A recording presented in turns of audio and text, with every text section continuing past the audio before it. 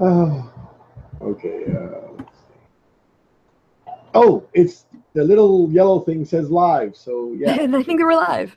yeah. So we're live. So um, I'm here with, and why don't you tell everybody? Yeah, I know most of the people know you already, but who knows?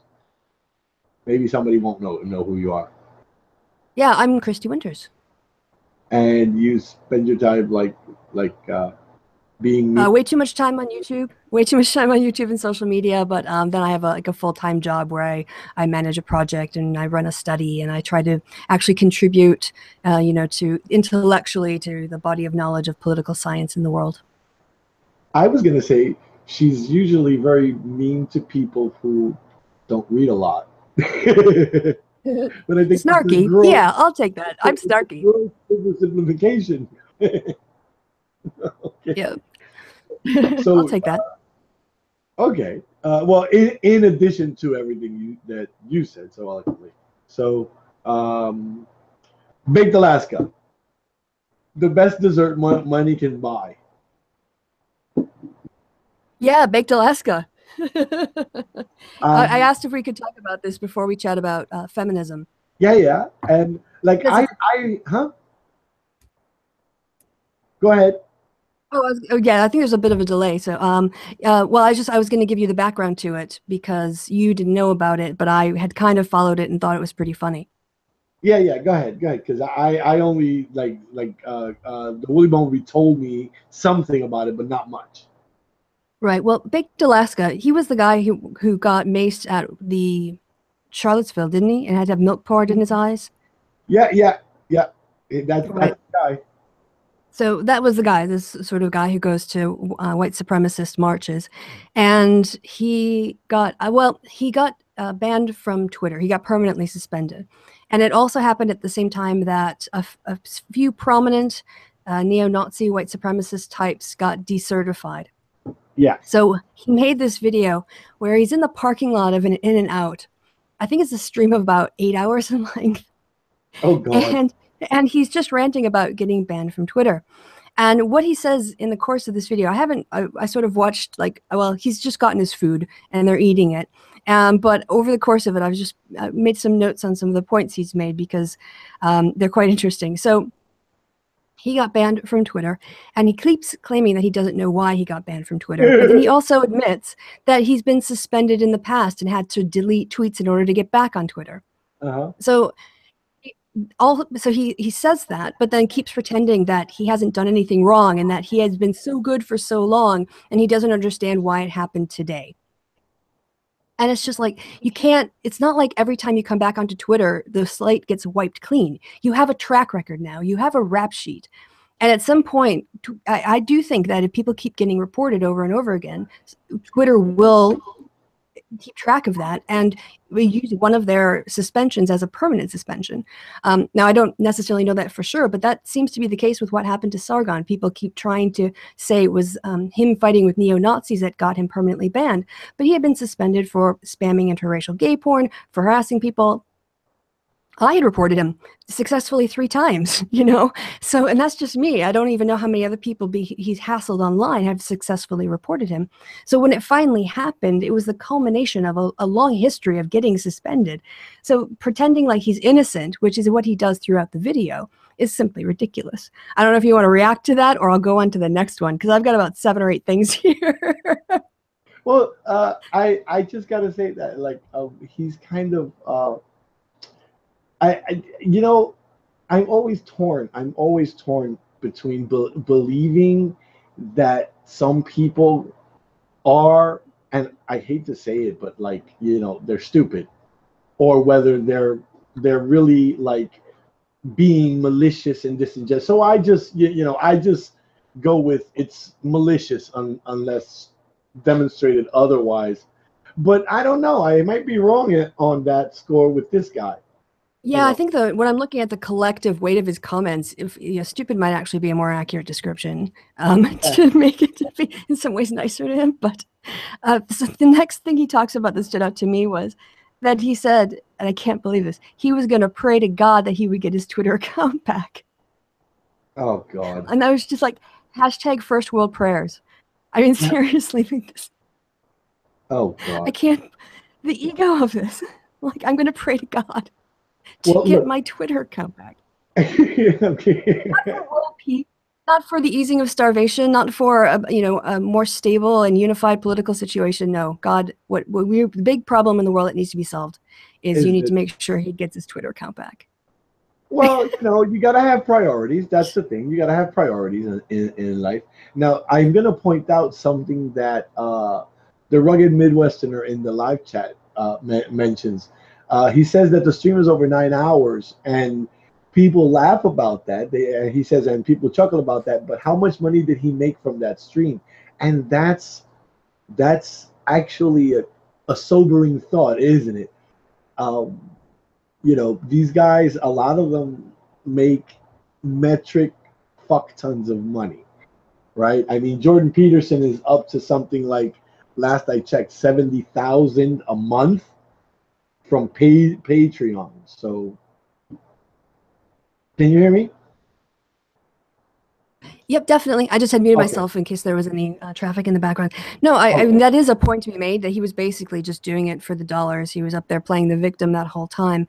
And yeah, this is how they sort of, by playing the victim, this is how they make their money. They decry victim and identity politics and people playing the victim card while doing very little else but playing the victim card. Yeah, I a couple weeks back I said that I'd talk to anybody so long as they came on my channel, and I guess that I wasn't clear, because I got a bunch of people. It's like, I actually didn't mean you, but I'm stuck with you now, right? So I'm like, I've got to figure a way to keep you from being the asshole that I assume you to be. And it's been hard to try to straddle that line between being fair to them and letting them have their say. But it's like, I don't do this for a living. People, like, a lot of people don't get this on YouTube. I think, like, normies use YouTube for, like, how to, like, uh change their car battery, or, like, you know how to Yeah. what's the best method to wash their pan or something, which is silly, but they use it for, how do I use this word in a sentence or something, right? But the guys that do this for a living on YouTube, it's like, um A bit. somebody tweeted me a response video to something that I didn't, and I didn't watch it because, like, I don't have time. Like, people, it's like, dude, I invited people 2 weeks ago. To me, that was essentially yesterday. You know what I mean? Like, I have a ton of stuff to do. I don't live off of this. So, but these guys, they absolutely do. And they have every last dime out of every last controversy they can lay their hands on. But yeah, so what else did Mace Alaska say? Well, as a nice Mace. segue into yeah, based Alaska, as a nice segue into how to deal with people whose opinions you find offensive, while on this stream of complaining that he had been permanently suspended from Twitter, when people were in the comments laughing about the fact that he has been suspended, he would ban them What the and hell would spends you? most of like quite a lot of the video going, "You're banned, you're banned, you're banned, you're banned." I was like, dude, hypocrisy. Oh my God, but see, here's the thing. It's not even like, for me, right? I this happened to me on Twitter a couple of times in the past 2 days, right? Yes, yesterday and today earlier. It's like you say, like you just said, right? Like, it's like people's whose opinions I find offensive, right? It's really, like, for me, it's not even that, right? And it's like, okay, but you keep moving the goalposts. Like, we can't have a productive discussion about anything unless, we agree to what words mean. It's been my experience that they refuse to do that. Right? That's what the whole Carl thing was about. Like suspension of courses versus censorship. You know, I mean, you Right. know, he's going back and forth between, well, it's only when the government does it, but it's also when YouTube does it, and but no, now it's also when the government. Like, look, it's not so much that I find them offensive. I clearly do find these ideas that these guys push offensive. I clearly do, but it's that I can't have a discussion with you because you don't know what you're saying. Like, you just say things for the sake of saying them. And Repeating words without really understanding how they're actually used by, you know, in people who understand those concepts and use them to differentiate between things. yeah, it's like I don't always split hairs, but sometimes there is a substantive difference, and it's not just a cosmetic one. It's not semantic. Just like people say some semantics to me, and routinely when they do, it's people that don't understand what the word what differences words have. Like, we may be talking about some particular word, and they like don't understand that there's a significant difference, a not trivial difference, The example I Um, use is the concept of democracy. When we talk about democracy in terms of the Greeks, we're talking about citizens of a city who were men, property owning men and free. And, you know, they organized things by lot and changed leaders, and that was how they functioned. That was Greek democracy. We talk about sort of, you know, 19th century democracy where a few people could vote, but the majority of the population could not, and government was still basically held by landowners and moneyed people. And there was very little opportunity for people of lower classes to participate in either, you know, like in France or other places, and those reforms then being made. So that was a different form of democracy. And now we have what we consider sort of modern democracy, which has universal suffrage, and where, you know, citizenship is a basis for voting and not your sex or your property status. And that's also a form of democracy. So yeah, we can take one word and define it in 3 different ways depending on what we need the word to do. And that's where, yeah, sometimes that nuance, ooh, that word is lost. it gets completely lost. Like, I mean, like, I talked to to some of the, like, the actual, like, the bona fide people that they are happy to be called Nazis, right? Not me saying so, but that they say so, right?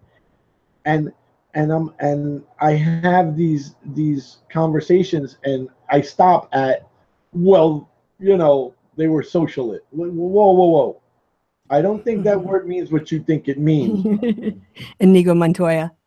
Yeah, and it's like, you, yeah, okay, okay, that's not what. No, no, no. Do you not understand? And it's like, somebody was telling me that I made this some particular point well, or whatever, and sometimes I hear that and I'm like, look, it's really, it's not that hard. It's not to make these points, right? Um, a rose by any other name, blah blah blah. That's it. That's all what else do you want me to say? They call themselves socialists doesn't mean they are. Just because somebody told me the other earlier today, yeah, like at 3 in the morning, I don't know, that, well, I take people at their word, as to, because I went to school, and at university they taught me to be objective, and I'm like, oh, so you objectively understand that people don't ever lie? Like, how do you define objective? How do you define, lie? It's like you always devolve into these simple, these really, what I think of, maybe I'm wrong, maybe it's super hard, I don't know. At this point I really can't tell anymore. But it's like, yeah, that's not accurate. I just don't know what to say. What am I going to do with you?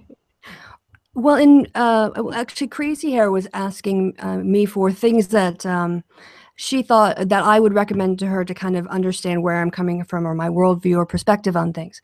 And I ended up giving her basically philosophy of, like, epistemology, philosophy of knowledge kind of things. But when I was checking for a video equivalent by a philosopher named John Searle, who talks about the social construction of reality. Yeah. I found a very the Chinese room. Oh, that I don't know, that Oh, reference. I'll tell you about it after you tell me this Okay. is the.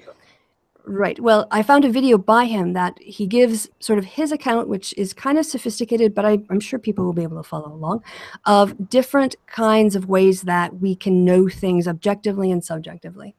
And so the categories he tried to establish fall into like two main camps. The one is sort of things that are true independent of human mind. So like matter existing, the universe, existing in some form, that happened before human consciousness, right? That existed. So those things are sort of objectively objective. They really are outside of human understanding. But then when we have a human mind perceiving it, we have a subjective understanding of that objective phenomenon, right? We're trying to perceive that water, plain water, not salt water, at sea level will boil at 100 degrees consistently around the planet. That kind of thing that is a representation of the objective universe. And then we have our sort of subjective experiences within, so things that we have, let's say in history. The idea that one of the Gothic churches that I visited on my road trip recently was the construction was started in the 8th century or the 7th century, initially as Romanesque, and then eventually became a Gothic cathedral. Now we've constructed the notion of years from a starting point and the length of a year, but using that framework, those things are objectively true about our subjective construction, if that makes sense. And then we have within us something like the experience of pain.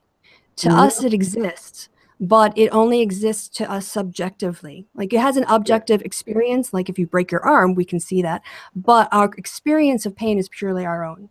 And that is a subjective experience of a subjective construction, right? Or a subjective a mind. And so if we want to know how we can know things objectively, we therefore can know things objectively in two ways. One thing is our attempt to understand the objective world that we agree upon through the scientific method. And then is the social construct of things like years or governments or roles or whatever. And we accurately document those things, which differentiates. So I'm sorry to get off on that wild tangent. But I thought it was an interesting way of understanding knowledge. Well, I actually am quite kind of happy that you went that you went there, because John Searle, for people who don't know, right, he presented.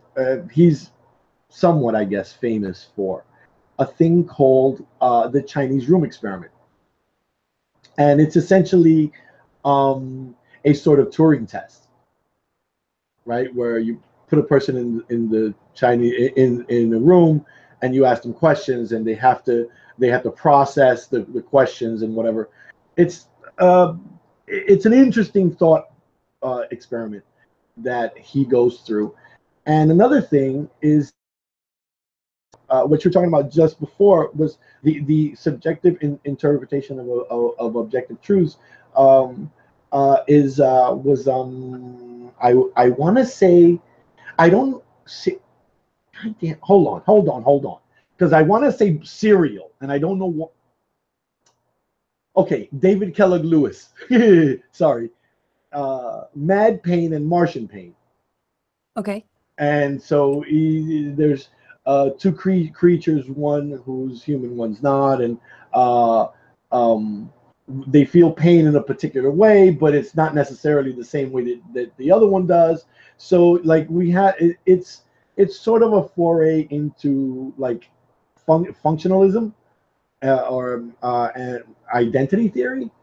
Okay. So like, and that's what like this is the thing that I find consistent, and it's not just people will say well, you're just attacking the right, and it's a lot of people across the spectrum, and people are like, well, how do you know that the argument is wrong, and how do you know that because you're starting out with these horrible premises where you are you're mixing and matching ways of understanding something, right? So you go from like something that you think of as objective, and then you sprinkle in your subjective interpretation of things and whatever. And I'm like, well, you can't do that, because if you're trying to figure out XYZ, you have to start out with this particular set of rules, and you have to, you know, I mean, it's kind of, it's frustrating in lots of ways, but I've come to the conclusion that all I can say is, like, all I can do is ask you, well, what am I going to do with this? At the end of the day, what am I going to do with this? Because I had a guy that put up, and let's be clear, right? I'm like I lean capitalist, right? Like, I like the idea of you making, I like, although in theory, right? I like the theory of it. And this guy presents me these 4 pictures of what communism is like, right? And so there are protesters in one picture, and in another picture there are people starving and trying to get food, right? And so I said, well, I could do that too. And I said, well, you know, well, this is capitalism. This is rich people in capitalism. And I put a picture of Trump, right? A Trump rally, right? Uh-huh. And then I put a picture of a bombing that occurred in somewhere in the Middle East. I forget what. I think I put Syria or something. Anyway, the argument the person is making is predicated on the difference between capitalism and communism, according to them.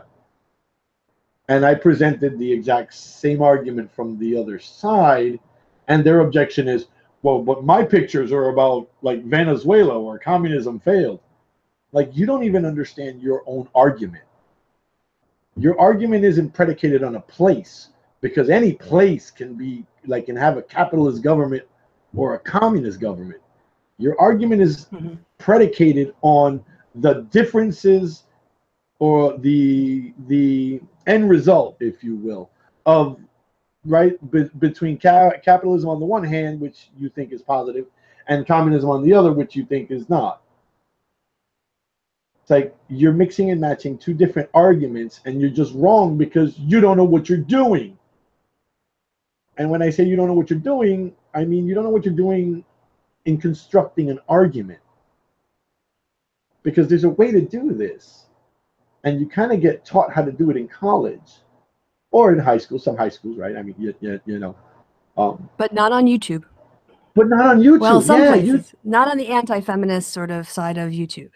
Yeah. That's what I mean, right? But see, but like you make the clarification for other people, right? That clarification that you just made, right? And this is another thing that shit out of me. For people that might be listening, but I knew what you were talking about, and you knew what you were talking about, and we sort of mean like we're talking about this little corner of the YouTubes, right? Because there are other places that have like actual professors and whatever, and researchers and professionals at things that you can get videos on. So like we don't mean that. We mean even like a Sean and Jen. This little corner. Yeah, Sean and Jen, the way they break stuff down, you know. Yeah, I actually like Sean and Jen's videos. I particularly like the one on the Eisen. Don't ask me to pronounce it. I just the can't. Einsel something map. Yes, that's it. The Einsel. I'm glad I'm not the only one that can't get that out. Well, I might be remiss remembering it to a word in German I do know. That's very possible. So yes. What I wanted, I guess in a roundabout way, we're sort of talking about what I wanted to talk about with you, which is feminism. All right. Can I'll just before the other thing quickly to finish up my notes. He also then basically said that Twitter should be considered a public utility. So these classical liberals are calling for the nationalization of a private company. Yes. He called some guy a pedo multiple times on the stream that I watched. He blocked more people. He went on his conservative narrative. He also claimed that because there were 550 people viewing, his banning was big news and needed to be talked about. But then he goes on to block more people who are laughing at him. So it sounds like about half the audience was just there to laugh at him. And then, yes, his claims, again, even though he doesn't know why he got banned from Twitter, it must be because Twitter hates Christians, Trump supporters, and white males. Of course it does. And that's where I stopped watching. Because I go. So just to wrap all of that nonsense up in a big bow. Oh jeez, that dude. Now I'm gonna have to go watch it. Now I'm gonna have to go watch it. Yes, I have discovered that YouTube, if you know where to look, YouTube can replace essentially the entirety of your cable, your whatever channels you have. You can actually find similar, if not the same stuff. I mean, this stuff is like reality TV, but funny, actually funny. And there's everything on YouTube. YouTube can be a horrible cesspool of dog shit. Yeah. But if you don't look at it as a font of information, right, as just entertainment value stuff, mostly you're gonna probably be okay. You know? Yeah. There's a lot of nonsense on YouTube, and even nerdy nonsense, like the lawsuit thing, the copyright guy from Leonard French. That's legal drama. That's like a Yeah. procedural drama on YouTube, but with copyright law. Yeah. No, they have it has everything. So I like Twitter. I have a love-hate relationship with YouTube. Although I still, like I said before, right? I don't. This is not my job, right? So I'm not, invested in creating dramatic shit. I just like when I respond to shit is because it's like, even I'm like, okay, I have no patience for that. We just can't do that, you know. But yeah, you can find anything you want. And I'm gonna go laugh at Baked Alaska for at least for 30 minutes. Yeah, it's Because worth it. oh man. But yes, He gets yelled at by some old guy. It's great because he's talking to this old guy, and then finally he goes, "Why do you keep shouting?" Because the old guy's been talking at a normal tone of voice, and they get into this. I'm not shouting. You are shouting. I'm not shouting. You are shouting. Oh god. It's awesome. I tell people this is my indoor voice. I I have and I do have a kind of a loud voice, like even when I'm trying to be quiet. But this did he speak to anybody in the drive-through? Oh, he was actually on foot. He was like standing in line in a in-person queue, and then he would like go to the back of the building and like to sort of rant near the parking lot and accost random people and say, "Hey, I just got banned from Twitter. Do you think that's right?" And they're like, "Please Like, don't who talk the to hell are me." you? Yeah. And the whole Who time the he's hell like, are "I got you, banned dude? because I'm a conservative. I got banned because I'm a Trump supporter." Like, but I also don't know why I got banned. Oh my god. I this narrative just plays out The over concept and of over and over. cognitive dissonance apparently doesn't work for him. Apparently, he can hold It two completely contradictory ideas without any mental discomfort whatsoever. well, the compartmentalization is amazing, really. I mean, I again, right? I'm always not. They're really genuinely stupid, which would make me sort of feel bad, sort of, or whether or not they're just being malicious pricks. I don't know. See, because damn it, if you're a troll, then I can't take you seriously. But I must take everything you say as true. Or at least the stuff that you otherwise wouldn't say in public. Yeah, I mean, you're saying it for a reason. So what is that reason? The motivation is hard to judge, but again, just by judging on the lack of the capacity for cognitive dissonance, I'm leaning more towards stupid than malicious. Yeah, I know. I have this whole thing about like agency, right? Because I would like to be held responsible for my views, right? I don't mind that, and I make mistakes and stuff, but I try to fix them. But Oh, I don't want to take that from them, from anyone, by just like, oh my god, you're so stupid. I can't, because I do that to my dog, right? I don't hold, if my dog, and he doesn't, but if my dog shits in the living room, he's a dog, he does that, dogs do that. I can't, it's not his fault. He had to take a shit, he was in the living room, he took a shit. I But guess oh, you finish and then I'll go. no, that's it. That's what I'm saying. That's all I do. Yeah.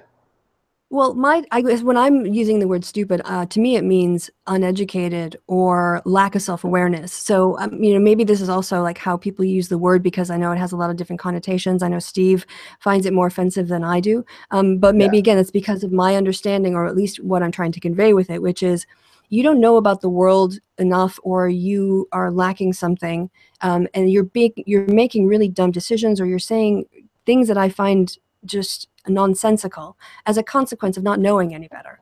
And so I Okay. think, a lot of stupidity can be fixed by being presented with ideas, and then that's on that person to Okay. take down the information. Now, if they're willfully stupid, if they're willfully ignorant, if they reject information because it's going to contradict their worldviews, then there's a different kind of thing there. But I would call that denial.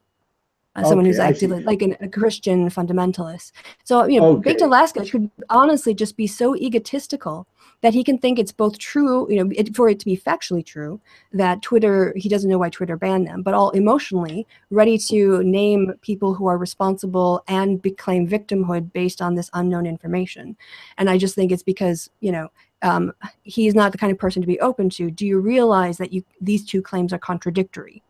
If you're Okay. saying you So don't know, blah, blah, blah. So that's how I use the word. right. And maybe that's a discussion I need to have with people who have a different opinion on ableism. But that's where I Right. stand with it. Right.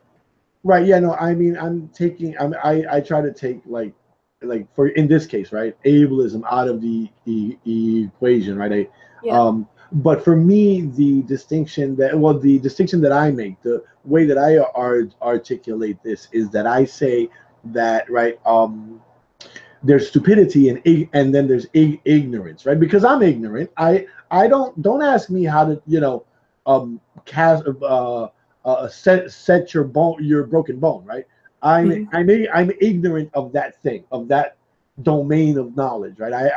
I don't know it, right? You would not get a good answer.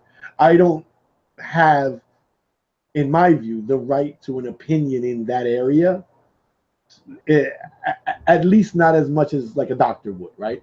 Right. I would go with the doctor's opinion on things rather than mine if you're dying, right? Sure. And then stupidity I class as after having been exposed to the material, right, and been given a chance to assimilate it, to learn it,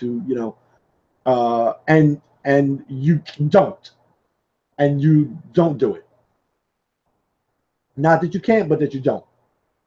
Does that make Yeah, some yeah, kind of I like get you. Yeah, my like denial is your stupidity.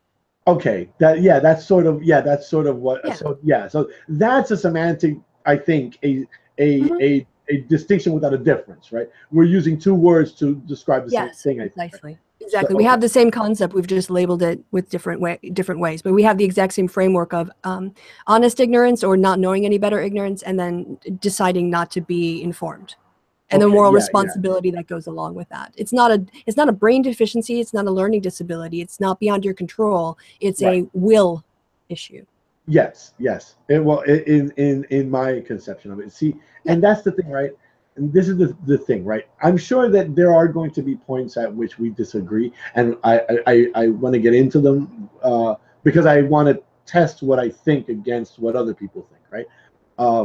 But when you talk to someone that is operating in goodwill, then you can come to reasonable conclusions of things, Yeah. even when you're not an expert at something or whatever. But like, I have yet to get that vibe from any of the people that we both know on YouTube that are on quote unquote that side, right? I don't think that Blair White is an honest broker. I don't think Bunty King or Carl or who I don't know, name one, and I probably think that they're not operating in good faith. You Yeah. know, I think King Crocoduck, for instance, seems to operate in good faith from what I've seen of him, but he's also got a much lower sub count and doesn't sort of live off his channel. But he's a big critic of feminism and sort of more postmodernism, for want of a better word. But yeah, I think he's more the exception than that sort of proves the rule, that he's got a small channel, and therefore he doesn't see. I think the problem is when you go on like with a Sargon or Carl or a Blair White, you're not talking to them, you're talking to their persona. Well, see, that's the thing, right? I mean, like, there's this joke, and I'll mangle it. I'm not gonna tell you the joke. I'm gonna tell you what the idea is. How long is it? How long do you have to pretend to be stupid before you, or act stupid before you actually are stupid? Right. You know what I mean? Like, how do you gauge that point where you start to believe what the hell you're saying? Right. When is it that you can't no longer pull the mask off? Yeah. And so, I've been struggling with how to format that thing that I mentioned before, right? How to talk to these people without letting them get away with shit that I just don't have the time for, right? I just don't have the time to try and to go backwards. All right, so you think that this word means this. Okay. Have you ever heard of the genetic fallacy? Okay. No. Okay. Yeah. No. I think that might be the solution, is to actually just really limit the conversation and dig deep and listen. So ask them questions and actively listen, and maybe even make notes on things that don't make sense to you, or they went over really too quickly for you to get, or you're not sure you're using the same concepts. And basically treat it like an interview and really dig deep. I think that would be interesting if they could honestly do that, because when you start to unpack some of these things, I think the more some of the contradictions come up. Yeah. And especially the longer you do it over the more topics, they tend to be, in my opinion, from what I've seen, quite flexible in the moral positions they take based on the issue, not a consistent principle that they apply always equally. I don't want to say they never apply them equally, but I do see the kind of double standards that we get accused of from the progressive side.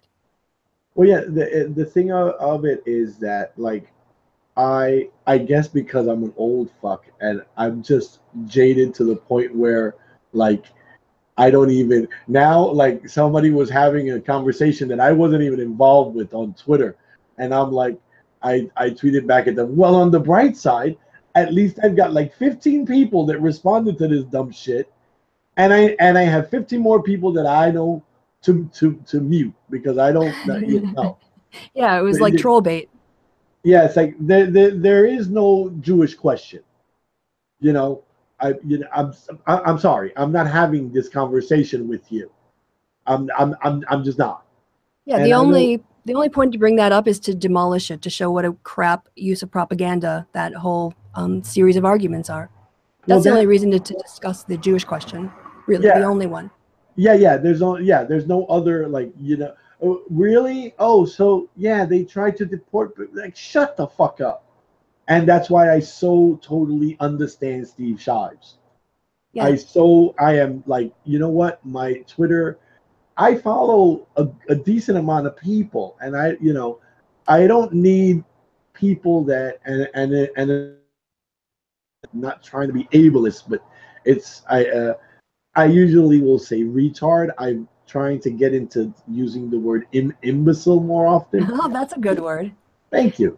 But it does have also negative connotations if you know the history, right? You're at least vaguely familiar with the history of how they used to classify people, right? There's no good word for it. Dotard. A dotard, yeah. Dotard, yeah, the one was Kim Young, whatever, when I called yeah. Dotard. But you've got to be kind of, but that also connotes age, and so, like, I hate knowing words. They're just too many of the little fucking things. Well, okay, so there is a word in British slang which it started out in it got popular because it was started in the British prisons. So it tells you about the root words of, like, and how it spread. But it started off in British prisons where the prisoners were given various duties to do, and some of the duties called for more skills than others, and the people who were absolutely useless had the job of like putting dividers into cabinets or boxes, putting dividers into things. And so Okay. it was shortened to those being the divs. Divs. Yeah. So That if you're some daft div, you know, you're just, that might work. That might work. oh, But you like, div. because I struggle with it because I don't want to be a dick to nice people, and I know a lot of people have issues with particular words and stuff. Um, Yeah, but that's part of what I wanted to talk about. Uh, sure. with this feminism stuff because you know like I get called that all the time, that or SJW all the time, and I'm like, and I'm like, I kind of don't mind, but at the same time I think that the people who like are feminists might mind. Because I'm not exactly bashful when I have to insult people. I have like I grew up where I grew up. We used to play the dozens all the time. I don't know if you've ever heard of that. No, I don't know that. It's an insulting game. Oh, okay. It's an insult. It's snapping at people. And I played that by like all through elementary school. And all through junior high school and high school. And so, like, there are very few insults that will affect me, but I can be really really insulting when I need to be. and Oh, and so I'm sorry, I tell like Christiosity, I like her, she's a very nice person. um and I tell her, look, I don't, when I say retard, I don't mean like people with like cognitive disabilities or whatever it is, right? People with Down syndrome or anything like that. I don't mean them, because I kind of look at people that have those kinds of issues as kind of tough and kind of admirable, right? Um, if you can manage to do all that stuff and you have Down syndrome, that's kind of a big deal, you know. So when I say retard, I don't mean that. I mean, someone someone who I would consider stupid. You know what I mean? well, I can't speak for feminism, and because I can't consult the book of feminism. I know I left that. my book of Anita in France, actually. But The what I can prophet. say, yeah, I can speak from my own experience of the word. So first, my one of my first cousins, Melissa, was born with both severe retardation and autism, Uh-huh. and she needed basically home care. She was in a diaper her whole life, and her family mainstreamed her. She was at the family events. She actually preferred to actually be watch cartoons and be in her room and be on her own.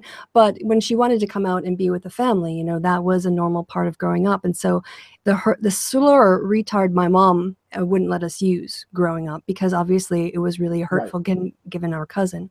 The other Right. thing was, when I was a teenager, we moved and my mom became employed by, at the time, it was called the Association of Retarded Citizens. Uh-huh. And she stayed working for them. She retired recently, but because of that, there was another sort of link to the concept of retardation, and they actually ended up changing the name to the ARC, because it was like in that time period, the late 80s going to the 90s, that retardation became cognitive disabilities, I think, and then they became kind of cognitive delays as people understood more of the brain science and for instance, understanding autism better as the decades wore on, and they wanted to reflect that the retardation meant slowing, and some people are just neuroatypical, and so they wanted to leave that retardation word and the word retard away, and Yeah. so people with cognitive disabilities. So my whole life, that word has always been like a no-go, but I Yeah. understand where you're coming from, because if we can bring up Louis C.K., he has the bit about using the word. And he has kind of the same thing, which I don't mean homosexuals. I wouldn't say that to a gay person. I totally get that.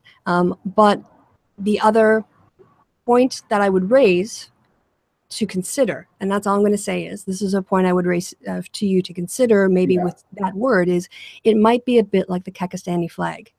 It had its day. it's been appropriated to mean something else now, and you're kind of fighting a losing battle A losing because battle. Yeah, yeah. Well, yeah, that's how language is. That's how language is. yeah, You either, I mean, I it's find like the myself. coloreds, you Yeah, know. yeah. I say coloreds. I say colored folk all the time.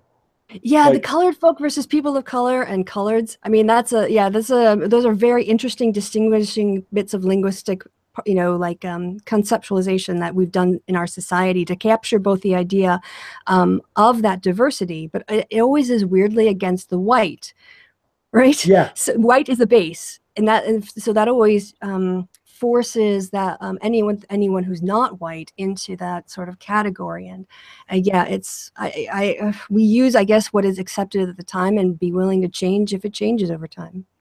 I don't yeah. know how No, else to do it. yeah, no. Neither do I. I mean, it's the nature of language that it's words are gonna fall out of usage and come into usage and whatever. Um, and I find myself not struggling so much because I don't worry about it that much, but like I find new words all the time, Right. and new concepts all the time, especially given that like prior to the internet, you mostly hung out with people your own age, and you had the same reference points, the same cultural touchstones, and so on. And so your language sort of ossified as you got older.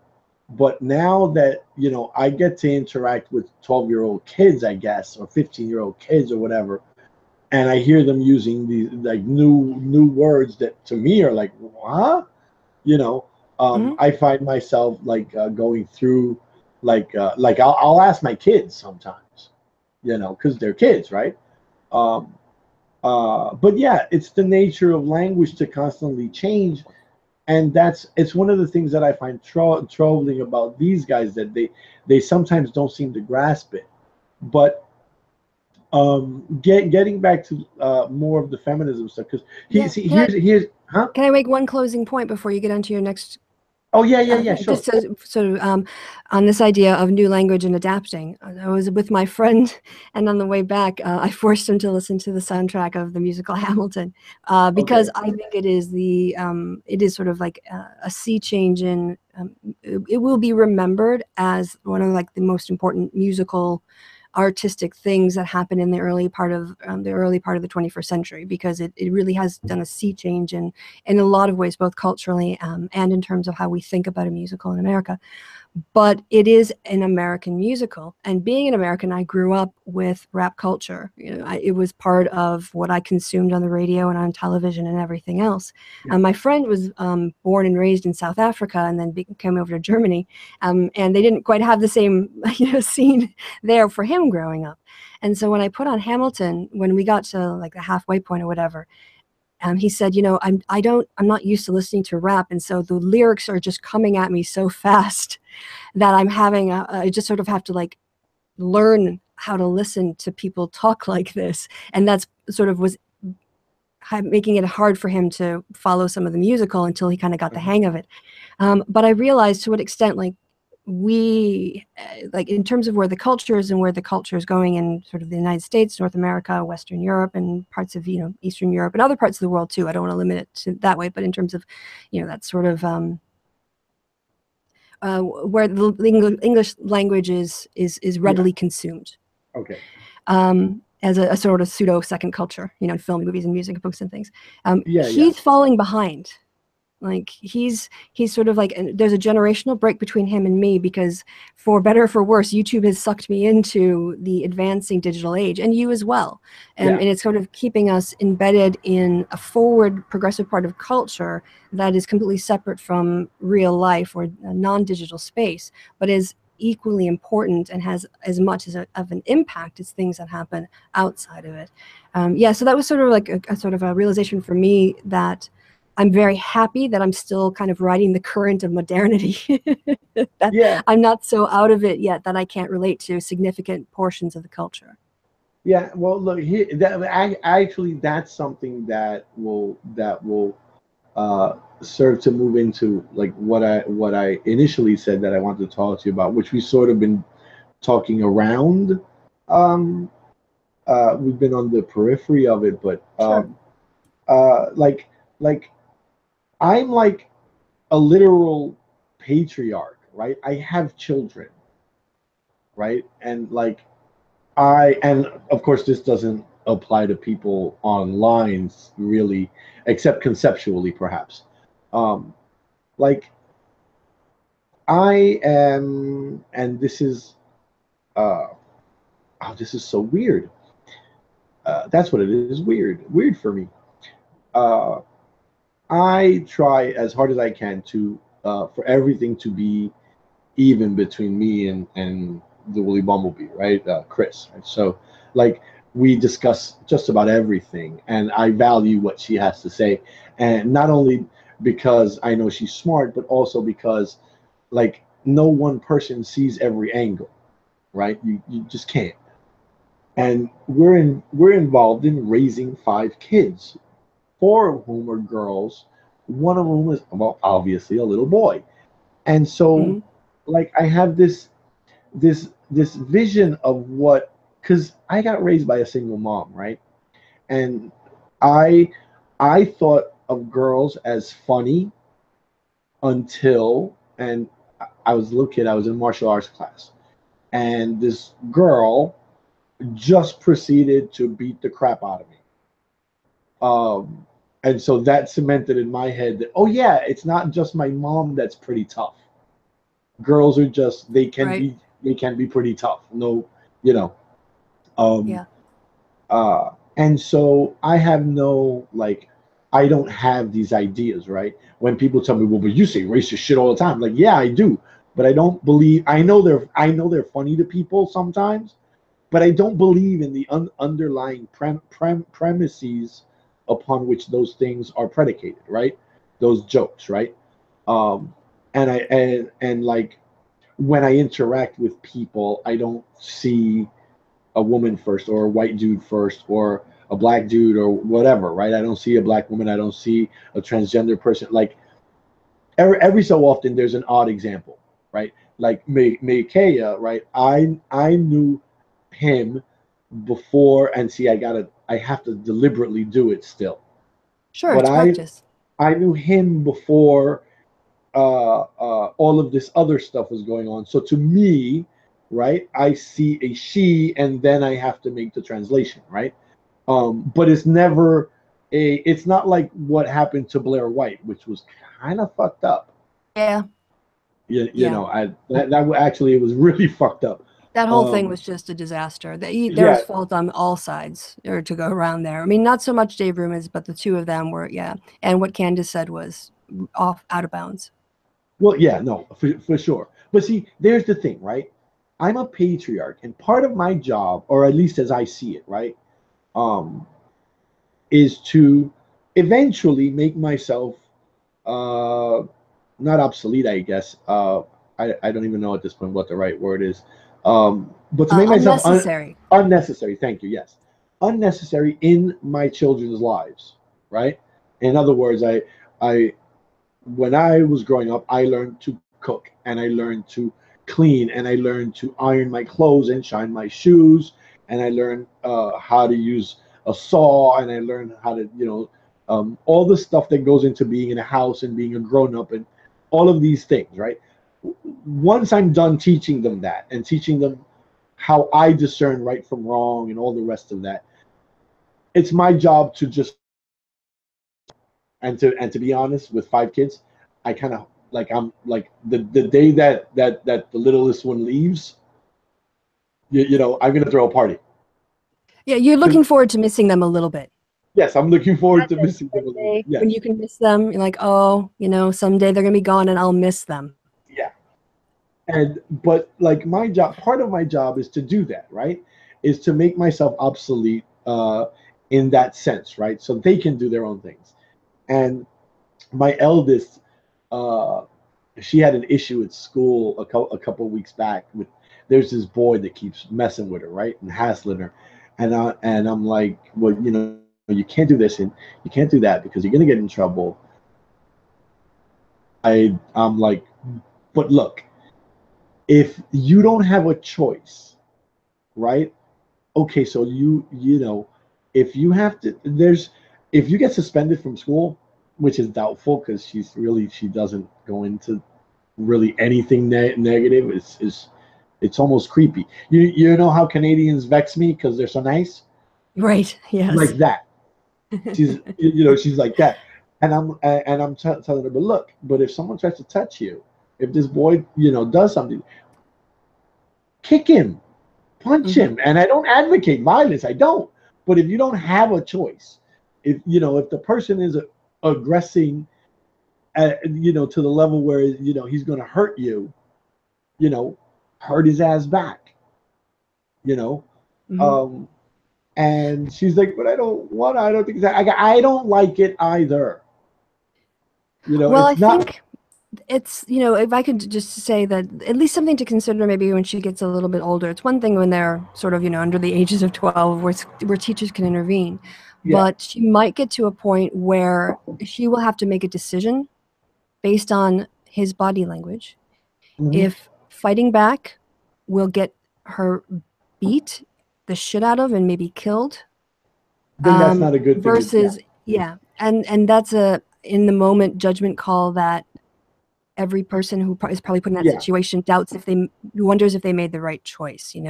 But Oh yeah. again, just because I remember a police officer came to our school when I was a teenage girl and said, especially to the women, that if somebody pulls a gun on you in a parking lot and wants you to go in a car with him, there's only one reason he's putting you in that car, and it's to take you someplace so he can do things to you, and you need to decide in that minute whether you would rather die there or somewhere else. Well, And that's the that thing, right? stuck with me. That stuck with me. Yeah, if it comes down to it, right? That's the thing, right? That's always that decision that the individual has Right. to Yeah. make. Yeah. But the thing of it is, right? Our 9-year old, right?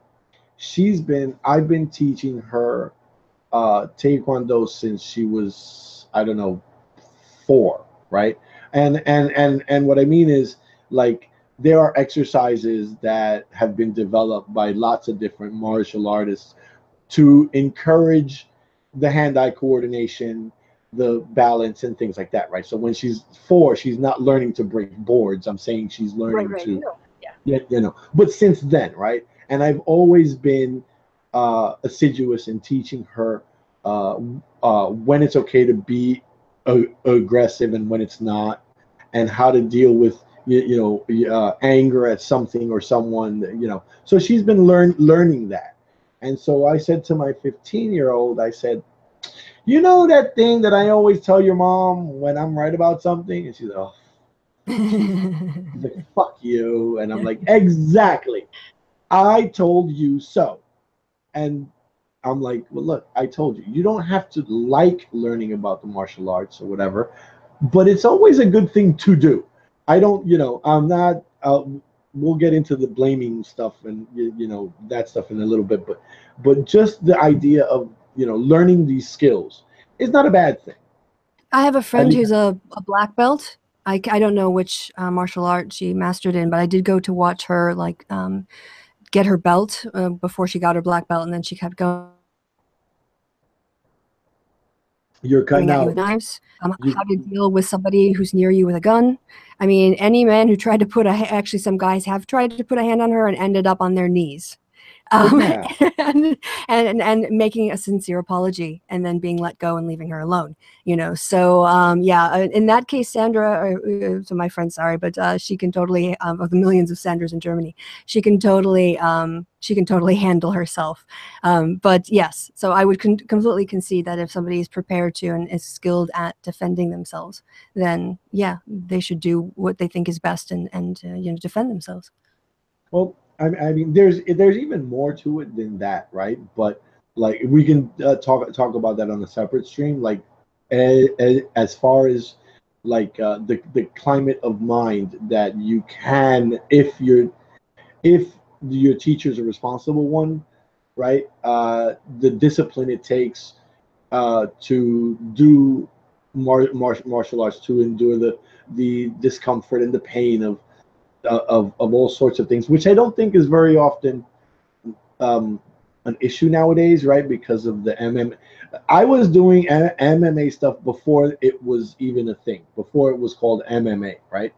when all the rage was Jeet Kune Do, for example, right? But it creates a climate of mind, a disciplined mind, Yeah. right? Where discomfort, where you can sit for an hour or 2 hours and read, and I find that's a lacking thing nowadays. But that's a separate issue. The The role point of that I history and want, philosophy, a lot of those have that kind of mental discipline that are lacking in Western monotheistic religions that just say pray. yeah, yeah. And in a weird way, though, the people that do that stuff exhibit some of the same traits for some of the same reasons, for some of the same pedagogical reasons, I think. Um, like sitting and like praying for like doing like a novena. I mean, Navina? I've uh, um, uh, the rosary 9 times straight. Oh, right, right. It's a thing for it's not a sacrament, but it's Well, my a family are ritual. Polish. We're Polish Catholics, are Polish. A lot of them are Polish Catholic, and so well, we just do the rosary ones. I know we didn't like, well, at least that growing up. I mean, there might have been Yeah. special rosaries. Maybe that's, I don't know. It's your family, like that tradition comes. They have like, yeah, from No, no, there. it's like a Catholic thing, at least so far as I know. But it's only for certain things, right? For special prayers, for deaths and things like that. All Uh, right. Yeah, now that you say that, I think I remember some obituaries in the local paper where they would do like so many Hail Marys in a row, and then an Our Father is a group. right, the whole thing. Yeah, so The they would rosaries, yeah, so right many go. times. So, Yeah, but they go. maybe I missed the name. Yeah, no, no, no, novena, Novena from 9. Okay.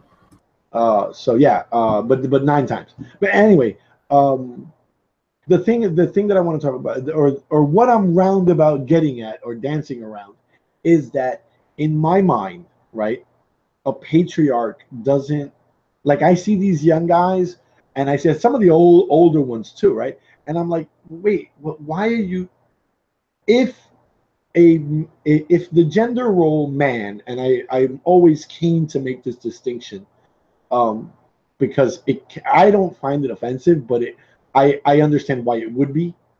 Um, like like a lot of the people that follow me and a lot of the feminists that I know, like they say, well, men do this, and they go, whoa, whoa, whoa, whoa, no, no, no. Those white guys over there, those black guys over there, those guys over there, they do that shit. As far as I was taught, men, if you're gonna be a patriarch, and if you believe in this stuff, and if part of your job is to protect your children, to protect your wife, to protect your house, your family, whatever, your country, what have you, that is a power entrusted to you, right? It's, or at least in theory, by society. And then, so, like, you're not supposed to abuse that power. Do you see what I'm saying? Well, I think there's a lot of concepts here that are I can unpack. I think it'd be important to. I was just looking up the word patriarchy to figure out exactly what the stem patri is for, because I know it has something to do with men. But I would, in part, draw on feminist critique, which I'm going to set aside till later, and first draw on a political science theory. So, from what you described, what it sounds like is that you're egalitarian in terms of equality of people, regardless of sex. Yeah, for sure. Um, Right. And so then you construct roles that are suitable to you, but not based in a predefined set of what is appropriate based on a narrow definition of male and female sort Okay, of you way. you you cut out for a second there. Oh, Could you okay. repeat the So, last part? yep. So you are basing your value system on sort of roles and things that work out between you rather than saying, here's a predefined set of roles. I'm the breadwinner. You're the housekeeper. I do this because this is the right way to do it. Right? You're more fluid in that. You're choosing your roles. So I think it's important to define patriarch and patriarchy as two different things. A patriarch being the head of a household, Right. right? And also we could put a capital P, like the patriarchs, meaning the sort of fathers of the nation, like David and Abraham and Right. Moses. People. So the patriarchs, and what that refers to is in the capital P patriarchs are sort of the fathers of a nation, right? So they're assuming the role of father in the household. And then a small p patriarch would be a man running his own domestic, so, being the head of the domestic situation. Right. But him being the head of it means exclusively the head. So he would assign or allow power to, say, be devolved to his wife or his children. But he could withdraw it at any time. This is what the power of the domestic patriarch, sort of traditionally, if you think about like the way it's described in the Jewish scriptures, in terms of those roles. There's also, sorry, and then third, you could sort of descriptively describe a male-led household as a patriarchy in the same way you could describe a female-led household as a matriarchy, but it's on sort of the domestic level, not on the public sphere level. So do you want to come in there, and then I'll continue on with other uses of the concept of patriarchy plus power, which is a political science term. Yeah. Well, see, here's my thing, right? And I'm not disputing what you just said. I'm just like pointing out like how it works in my head, right? Okay. Like, I try to like, I was raised as a Catholic kid, right? And I went to Catholic school, and I stopped being Catholic. Probably when I was around 10 or 11, but I didn't like stop going to church. I had to go to church, right? My mom made me go. But when I was old enough, around 14, I guess, or 15, I just was like, yeah, I'm not going. Yeah, no. You can go, but I'm not going. And from then on, like I started thinking about things in what I thought then, and I don't know, in hindsight, right? It probably wasn't exactly that. In more commonsensical terms, right? So for me, as an adult, it doesn't make sense to me if you're gonna run a house, right? It doesn't make sense to me for one person to be the person that, or if there's more than one, right? To be the one person that decides everything, because what if you're not right about something? What if the other person knows better? It's like when people tell me, well, women should be, I'm like, that's pretty fucking stupid. Because if my wife makes 100 grand a year and I make 30, guess what? I'm the one that's going to stay home. Why? Because it's better for eating. Right. So to me, right, when I was when I was in the service, I was taught not to micromanage, right? You teach your people what they're supposed to do, right? If it's your job, right? It's not always your job in the service, right? But once they know that, you're supposed to kind of trust them. Do you see what I'm saying? Yeah. So like for me, like whatever Chris is better at than I am, and there are lots of things, right, that I'm just not that great at.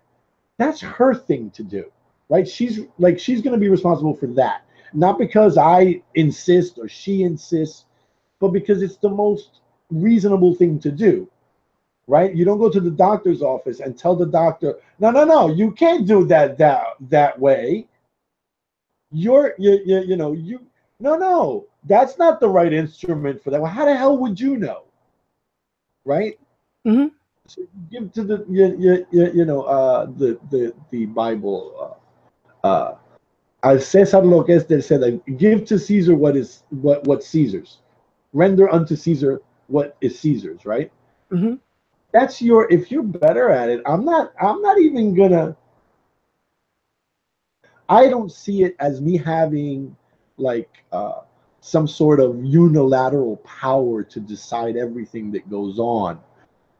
I see myself as part of a group that has to function, and everyone in that group has their particular responsibilities and their particular proclivities, and you let that, if you do it better, then you go do it. If I do this better, then I'll go do this. So like I know what's going on with the traditional notions of the word patriarchy, but like for me, I don't have like this thing where like Okay, look, I'm just gonna be crass about it. You'll excuse me for being crass. Yeah, But, it's a late Friday but night for me. I'm all about the crassness. okay, so like my dick ain't that small. If you do that better than you go do it, my dick still works the same way. It's not gonna go limp because you make more money than I do. And Yeah, my manhood is not predicated on that kind of shit. right. Yeah, So no, I get that. Like, that's not how you define yourself. Like, that isn't a thing that you go, this is what a measure of my manliness is. You're more yes, like, is my household, is there domestic peace? Are we getting along? Are the kids happy? And you go, that reinforces, my sense that I'm doing a good job. That I'm doing my duty as a man, a father, a person who's taking on these roles. And, that's where you get your validation from. yeah, that would be it. Is my house working the way it's supposed to? Then yes, then everybody's doing what they're supposed to be doing, and they're doing it well enough that look, I got electricity, there's food in the fridge and so on and so forth. And like I don't get the notion, like I get it, but again, it's one of those how small is your fucking cock? Well, the way that I kind of hear what you're describing and the way that I understand the words, and I'm trying to do some conceptual separation here, I would say that what we could say is it would be a true statement to say you are the patriarch of your family, right? The leading male, sort of the eldest male running, in the family. Just in the same way that Wooly is the matriarch of the Yes. family. That's an accurate statement, but that doesn't mean that your family is run under a patriarchy. And I can compare what you're describing to, let's say, Donald Trump, who is also the patriarch of his family. But you look at how his kids operate in his life, and I think it's quite accurate to say that that family is operating under a patriarchy, except for Tiffany, that nobody ever talks about. Yeah, and that's so weird. Nobody ever talks about that one kid. The Right, yeah, hell well, is up she's with not them? she's not doing her father's bidding. I guess she's got her own life. I don't really know anything about her, and I'm proud of her for me not knowing anything about her. Good on you, Tiff. Yeah, Keep it up. yeah. Stay out of the We can public eye. get your brothers and sisters to be as sort of completely obscure. That would be fantastic. Yeah, I gotta say, I think she's interesting, so much so that I actually don't want to. You know what I mean? Like, Yeah, it's it, almost like don't break the illusion. Like, don't as I break the don't know spell. anything Yeah, about her, I'll only be yeah, disappointed in how crap she is, maybe. So better to not know. yeah, yeah. I just, you know what? You go do you, and I feel bad for the little kid though. I feel bad for the little kid Yeah, it's no, because he did have that one little brush with the media, and the press at least definitely keep him out of it. So he's got sort of like, the royalty in the UK. They try to leave them alone until they're through college and then can maybe become public figures if they choose to be. yeah, it's so horrible that he was that people were taking shots at him. It's like he's a little kid. It's not his fault that his dad is Donald Trump. It's not his fault. Right. But getting back, if we But could, yes, to yes, the concept. So moving back to the concept of patriarchy as a political science term, really. I mean, it existed long before political science, but because it deals with political power or power, yeah, it's an appropriate place to sort of shelve it, in the library. Patriarchy as a power concept means just literally rule by men, but ruled it by man. Yeah, doesn't necessarily mean that 100% of the people in power have to be men. And I would point to someone like Elizabeth I, who was, a female ruler, but surrounded by men and dealing with other men. And she really was operating within, she was sort of a female figurehead within a patriarchal form. And she was immediately replaced, with a man the next time around. So that didn't really fundamentally change the composition of who held power yeah, legally, no, kind of, even though, yes. yeah, no, And for sure. I'm sorry. it, I'm and so sorry. I would also just say I 100% agree with a point you made earlier. I think that the using the term the white patriarchy is a fantastic idea because it's far more accurate, at least in the countries we live in. Because you're right, it is a white patriarchy. This isn't, as you say, it's not diverse. It might be becoming increasingly diverse, but that doesn't, again, just one or two people doesn't make it suddenly not a predominantly white power structure. And it's a power structure, economics, religious power, and political power, and in a lot of ways social influence, media influence, that is has always been male dominated, and therefore has male norms. And as we've seen, these sort of male ways of allowing sexual predators to continue to prey on people, whether that's the Catholic Church or Harvey Weinstein, and other people who've been covered up for, I'm thinking, very specifically like a Bill O'Reilly type of situation. Not just sort of people who did it and abused power, but people who actually had structures of power that allowed them to continue. And that is because of that sort of, like it's a thin blue line in the police department. There's that sort of bro code or something, right? Because if you're caught, then I might get caught. So we'll just kind of wink and nod and we'll let us get on with it. And that is the kind of patriarchy that, the white patriarchy that you're talking about, that when I think of the term patriarchy as a power structure, that's what I have in mind. Well, I mean, here's the thing, right? When like I've seen this so many times. It's like, what do you mean? Racism is over. Well, we had a black president. I'm like, oh yeah, you elected the guy, and now no one's racist now. It's the same thing with what you were saying about who was it? Catherine the First, right? Like, who? So you got you were talking about, who was it? What's the first? Who? At what point was I talking about this thing? About British royalty. Catherine Elizabeth. Elizabeth. I'm sorry, Elizabeth the First. Yeah. I honestly, I don't know a damn thing about British royalty. But yeah, just because there was a woman, that doesn't mean that people stop being sexist. Just like, right. Just because it's a black dude, it doesn't mean that magically the racism is over and shit. Well, even to that point, sorry, Margaret Thatcher was, had no interest in actually transforming things for women at all. She basically was she was another Elizabeth I surrounded by men, and really did nothing for women. So even having a woman in a position of power doesn't guarantee that women will actually work for women. It's more you are better off with a man who is willing to be an advocate for you and actually change things and take those political risks than a woman who takes the position and wields power but doesn't do anything to change the power structure itself. Victoria, I think was, if I'm remembering correctly, Queen Victoria didn't think women should have the vote. So, just women having power in and of itself doesn't actually mean that feminist goals are being advanced or even implemented in those situations. You might have men like John Stuart Mill, who did more to help women gain the vote in the UK than some other women did, or actively opposed it, actually. Well, a lot of people have said the same thing about Obama as well, with regard to black community, minority communities and shit. That well, just because he's he's a corporate centrist, he's a regular run-of-the-mill president who wasn't particularly invested. I want to say, invested in radically, making things better in that way, right? In that sort of activist way that people like to think about, right? So yeah, it's not a guarantee of anything.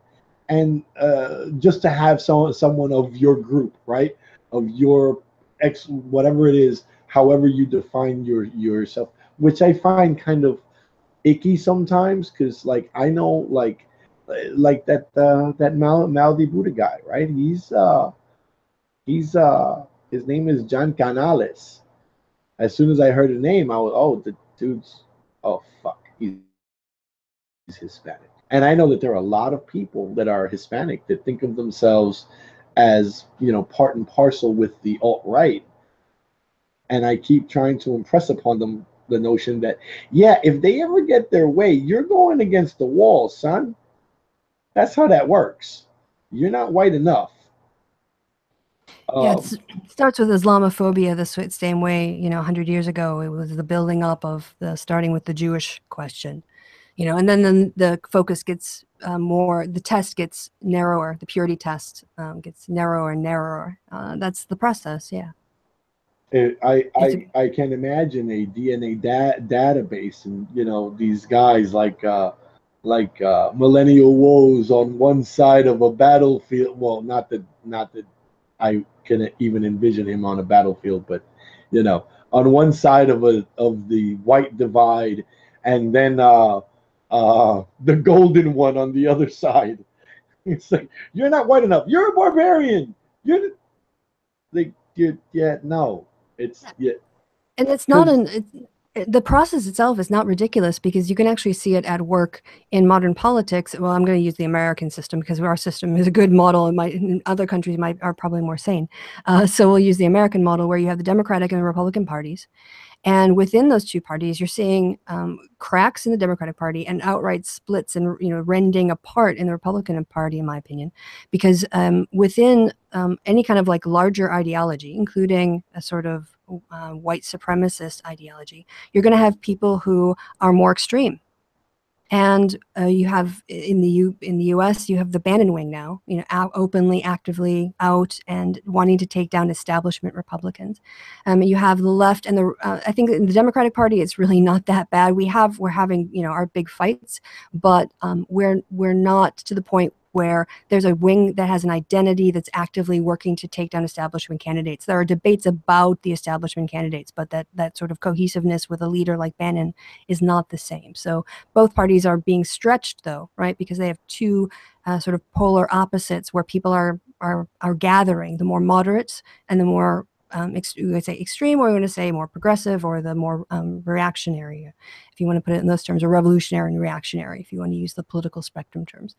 So when you have a movement like a white identity movement, you're going to have the same pull, right, of people who are of mixed race thinking, oh, it's us against Muslims, and then you're going to have the more radical people saying, no, it's Aryan, right, because those people already exist in the movement.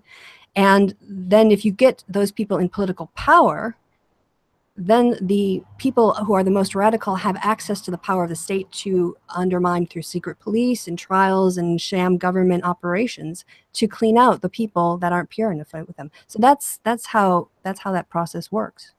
well, I mean, the thing is that when you point to history and stuff like that, when you point to like actual political outcomes, right?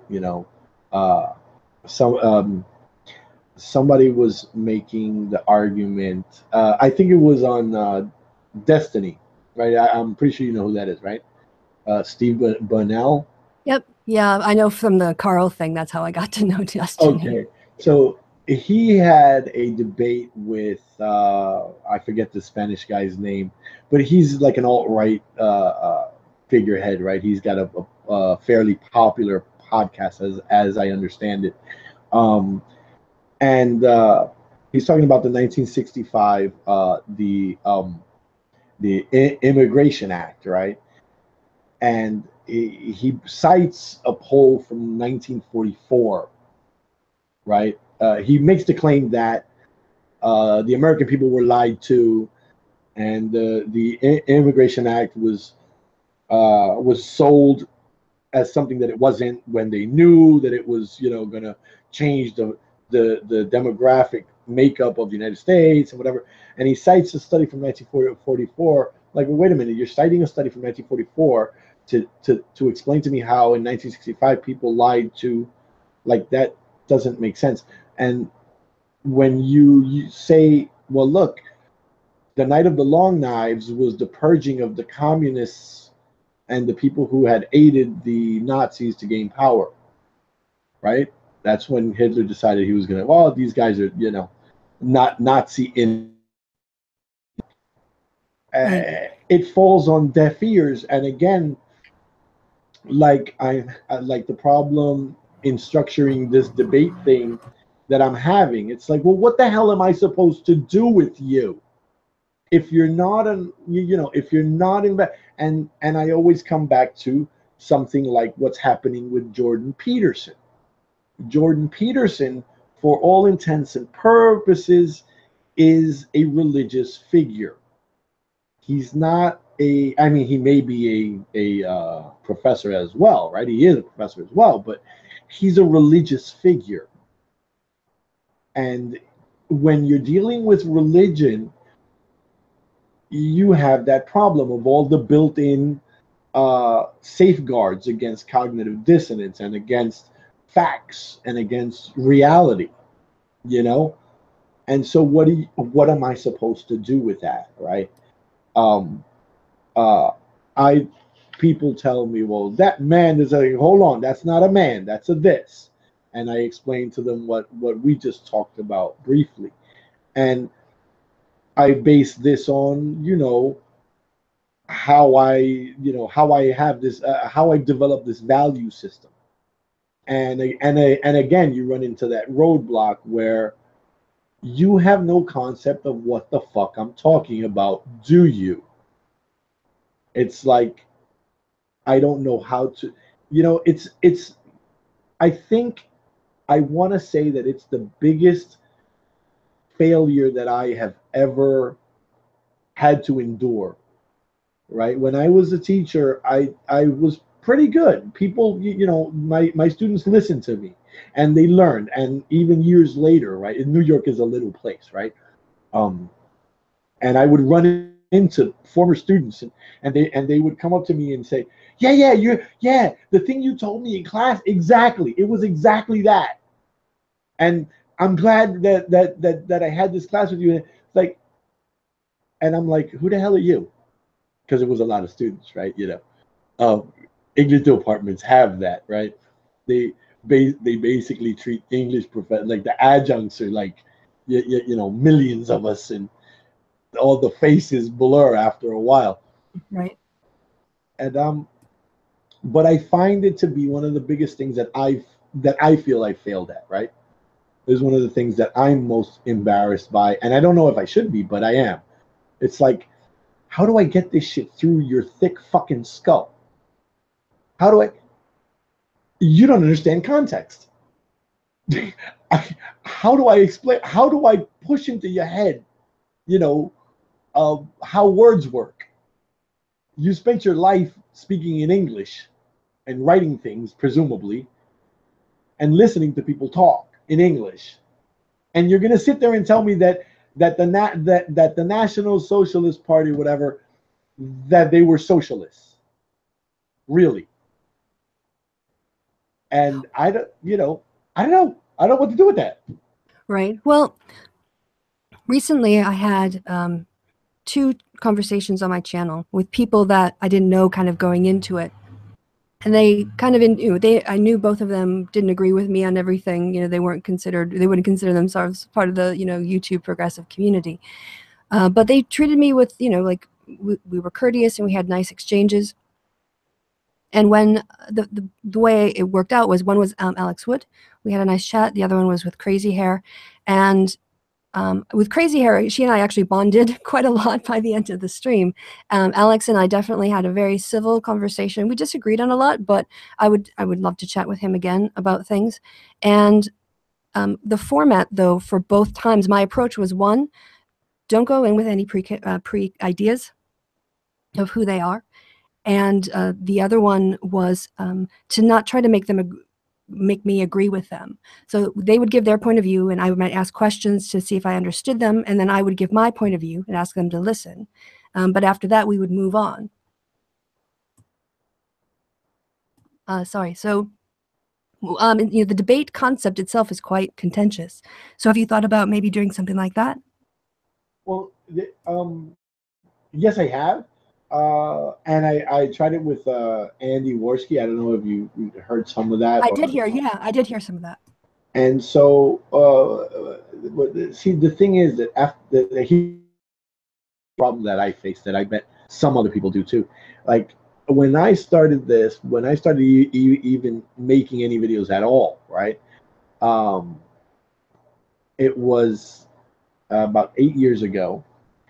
And you know, you have this whole history, right? So you have this whole I I have this whole thing where, right, we've been, Chris and I, the Wood Bumblebee and I, we've been attacked and maligned, and people, all sorts of lies and shit, and all sorts of bad stuff, and so like I said, right, I'm like old for my age, and I'm way past the cynical point. If someone like Carl tells me, "Oh, it's 6 o'clock here," I'm gonna go check on the on that website that has all the all the time zones, right? You put in where you're at, Yeah, and it tells you. I'm gonna world check. meeting or something. Yeah, so I'm gonna check because I don't fucking trust you. I don't trust you to tell me what time it is. How can I possibly trust you to uh, be honest or I mean, after seeing people deliberately misrepresent shit, after seeing them just outright lie, you know, and having sat through I don't know, maybe 150 papers and 10 or 12 books in the past 3 or 4 years on propaganda and how it works, and how like I don't know, like I So don't are know you, sorry, can how. I ask, do you definitely know you're going to talk to people who are white nationalists? Is that who you're definitely going to have on? Well, no, well, I'm see, I'm not sure, probably, but not through any like desire of my own, but like I talk to like I don't know, uh I guess you know what, I probably talked to Carl once more at least. And I don't know. I'm pretty sure the guy's a racist. I'm pretty sure. I'm not 100% sure, but you never can be 100% sure, right? I don't know what's in Carl's brain. I don't know if he really believes the shit that he says. Um, but that's just it, right? So I default to assuming that it's like I say, um, I don't ever attribute to stupidity that which I can adequately explain through malice, right? So like my bias has got to be huge, right? So I have to be extra careful about that. And I don't know that like there's a way to fully address that, at least to my satisfaction, right? That I'm like because I have found that I have more in common as an atheist, as a person who is completely and totally not religious at all. I don't believe in ghosts. I don't believe in God. I don't believe in anything that you can't demonstrate scientifically, right? Um, I have found more affinity, more common ground with, oddly enough, some conservatives and lots of Christians. You know what I mean? And it's this community, this particular community, that I find, in some ways, it's almost being masochistic from my point of view. You know, that I would subject myself to sitting with these guys and listening to some of them. It's certainly the case I've learned since MythCon is that there are a lot of different areas of the atheist culture. And part of it, we're in the most toxic part on YouTube in terms of where the atheist community has gone. But if you look at the podcasting community or even the conference circuit, they're both not nearly as dominated. Sorry, the storm's just blown up. I have to close my window. Yeah, so they're not nearly as sort of dealing with the kinds of issues we're dealing with YouTube atheism. So that's also just something to keep in mind, that we're in the most sort of battleground, in the trenches part of Yeah. a rear guard against fascism getting more of a stronghold within the wider atheist communities. Yeah, and that's the thing. I don't from the podcast that I've listened to, and because the thing is, right, we're working on this thing, and you got I don't recommend anyone unless they want to be a white nationalist, right? Listen to some of these podcasts, some of these things that I have heard some of the most egregious shit, and it's like how do you expect me not to like hate you. Like I don't for the most part because I don't really know them. But anybody that's just like a random person that hears this shit, I mean, it's really it's really nauseating to hear some of the shit that these guys talk about amongst themselves. Right. And where is this again? Oh, go to well, don't go, but places like Red Ice Radio, Oh, right. yeah, yeah, and some of the other there are individual podcasts that people have. I'm not going to name them specifically because I don't want to give them want to. advertising. Okay, I just wanted to Yeah, like get a sense of what. Yeah, so nothing I've ever listened to or heard of. So okay.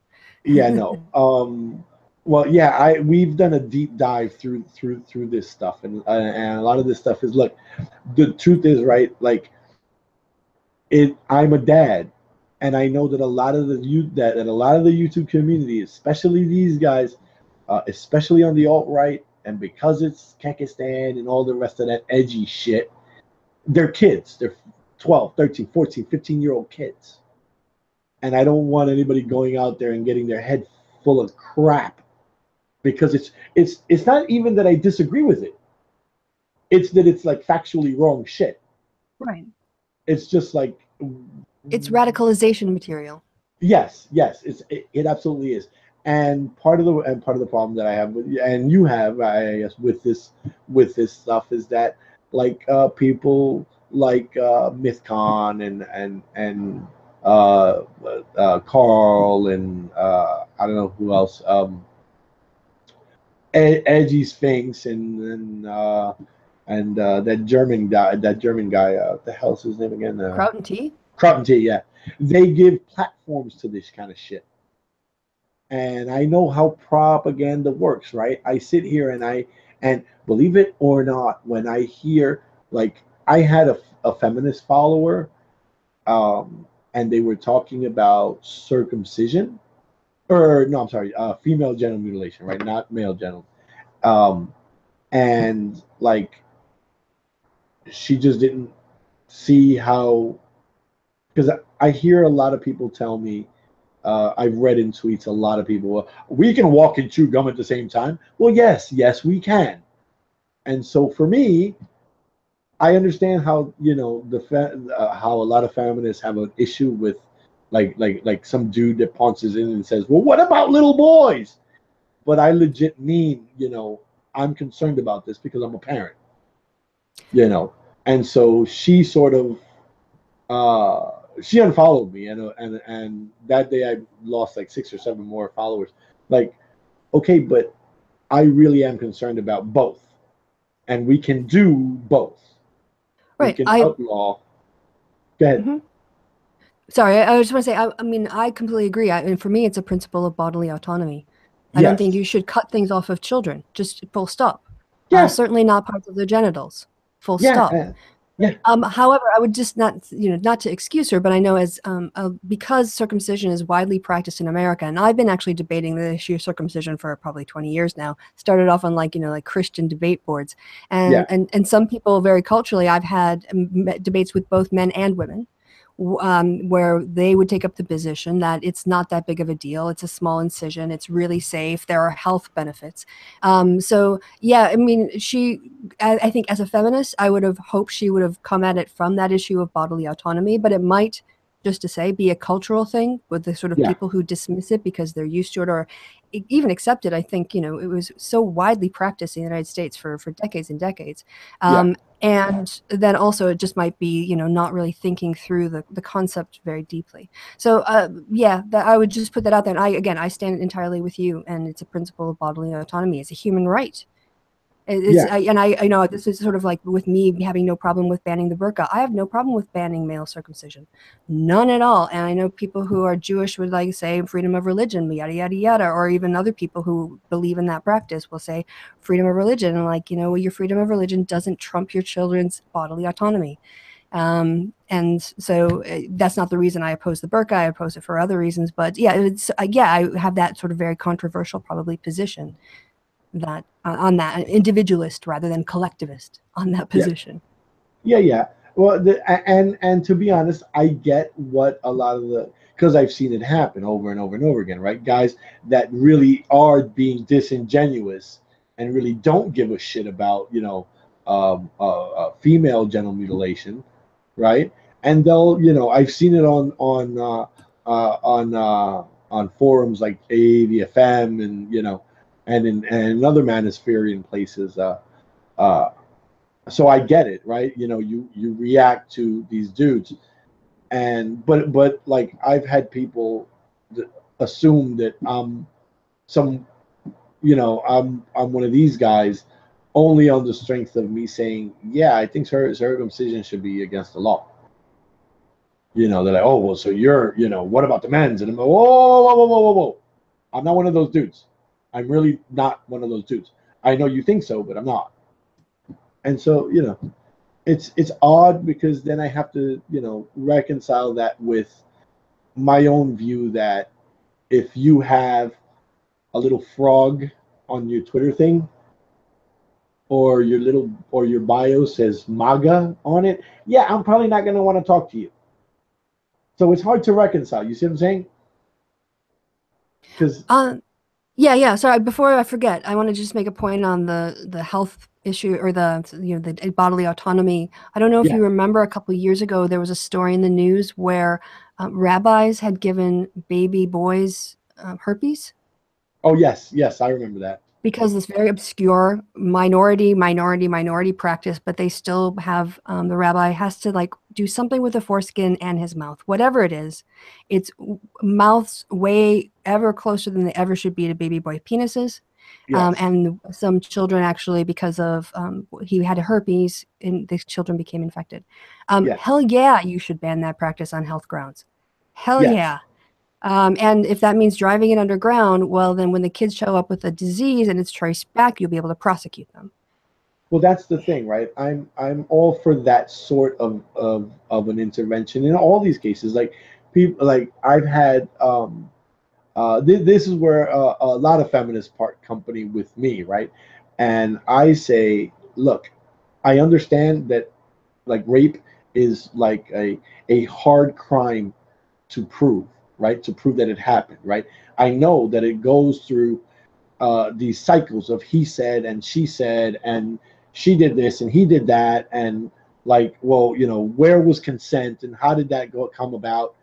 And and I understand it, and I want to do something about it. I wish I could snap my fingers and fix it, right? What the only I here's the thing. I don't want to give up the notion of in innocence until proven guilty. You know what I mean? I don't want to say I don't believe what you're saying. I don't want to do that. And I know that like if you need like if it happens that you require mental health professional to help you cope or whatever, right? I understand that in that role as a mental health professional, you have to be um, accepting, and essentially you have to believe your client, right? If you want to get anywhere and be able to help them through that trauma, right? Um, and I think that that is perfectly acceptable to have that stuff entered into evidence in court and whatever. Now, the thing of it is, right?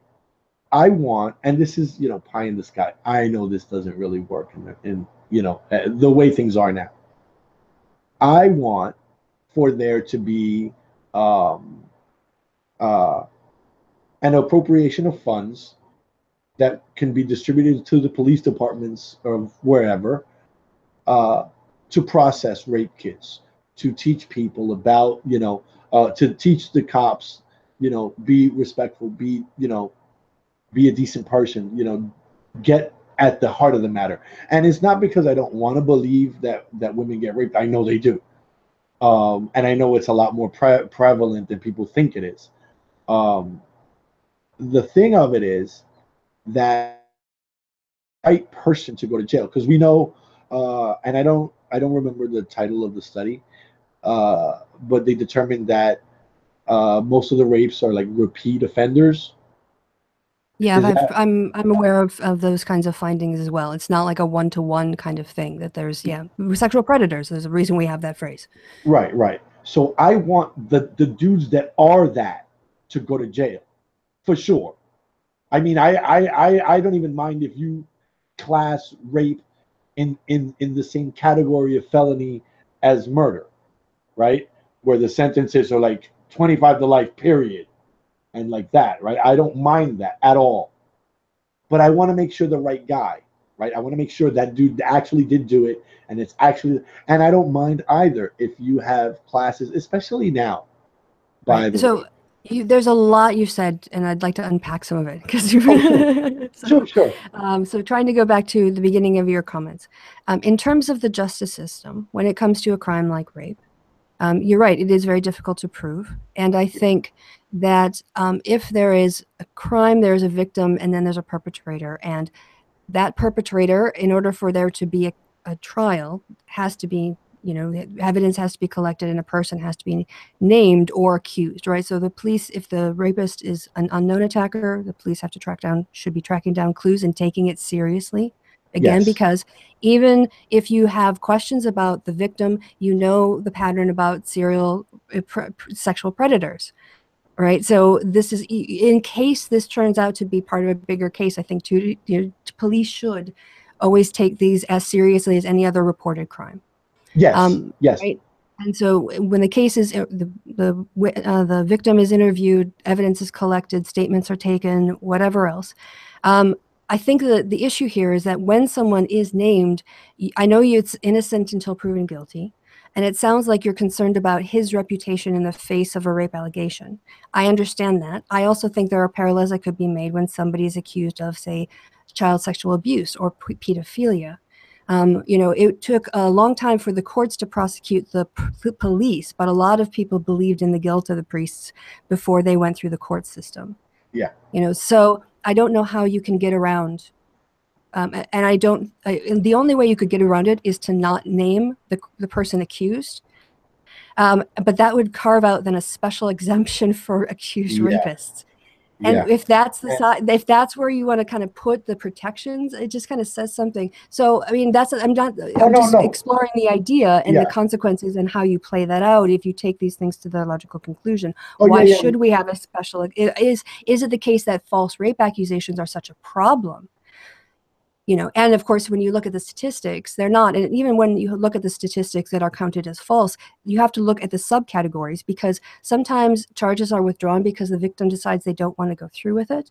Yeah. Sometimes the charges are dropped for lack of evidence and they can't proceed with the case. That doesn't mean he was innocent. They meant whatever. So what is considered false? Actually, someone going in and lying is really it's like, what is it? Even the highest rate I've seen is like a 5% false Yeah, accusation, it's right? yeah, And it's then those women or men or whoever makes the false accusation should be prosecuted, right? Because they've wasted police time, they've falsely accused someone else. So, but I think that's the problem is, can you get around the reputation of being accused in that case? And the other thing too, I would say is when we talk about serial sexual predators, we see this in the fact that when somebody comes, the Me Too campaign, right? yeah, However you want to, it wasn't 3 or 4 women. It was up to 30.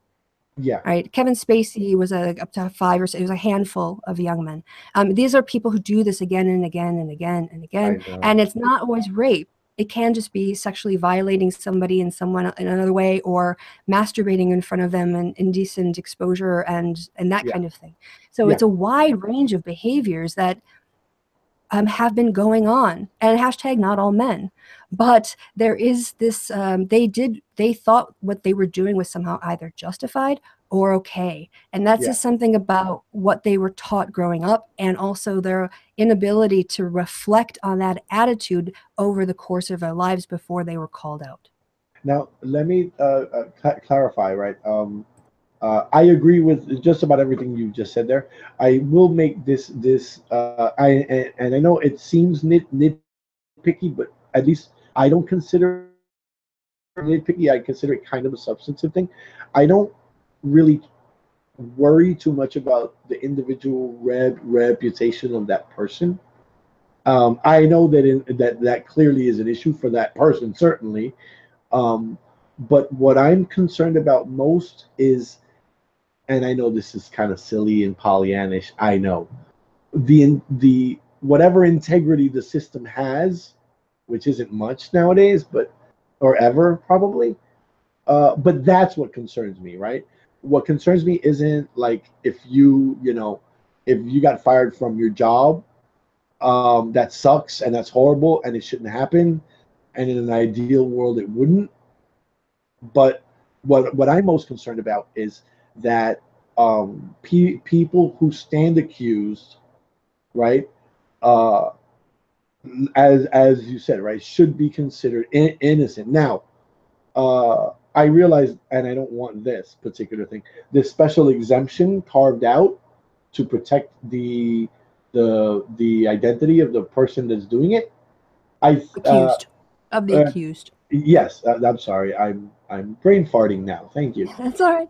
Um, uh, my concern is that that would lead to, and again, this is about the integrity of the system, right?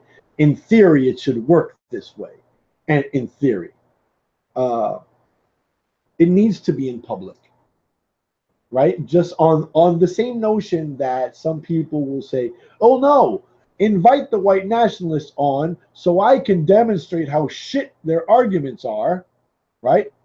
On that notion, the legal system needs to be in public, right?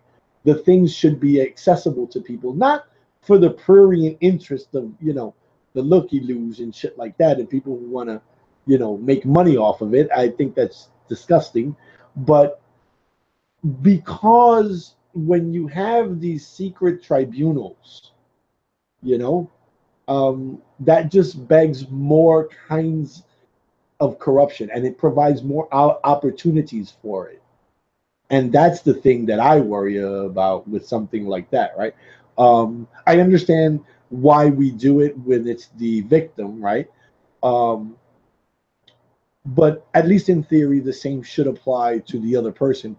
And since we don't grant that one, then you know, I have a hard time reconciling how we do this so that people don't get inadvertently hurt, so that people can go back to their lives once the thing is resolved, once the trial is done or whatever.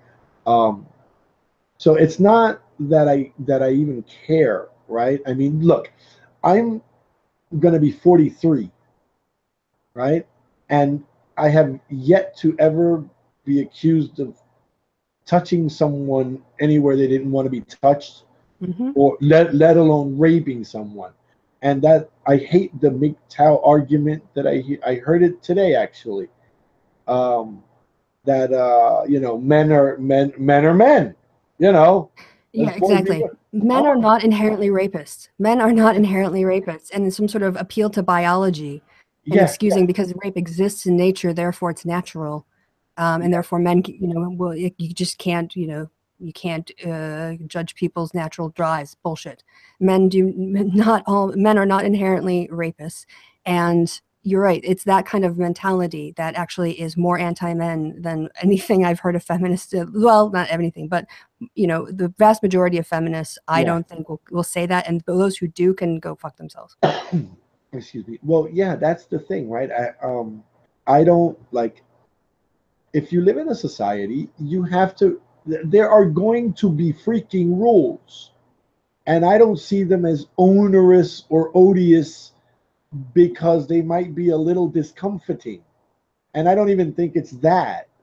I mean, I'm more discomforted by getting a speeding ticket than I am by, oh, she doesn't like me. Well, I must rape her. What?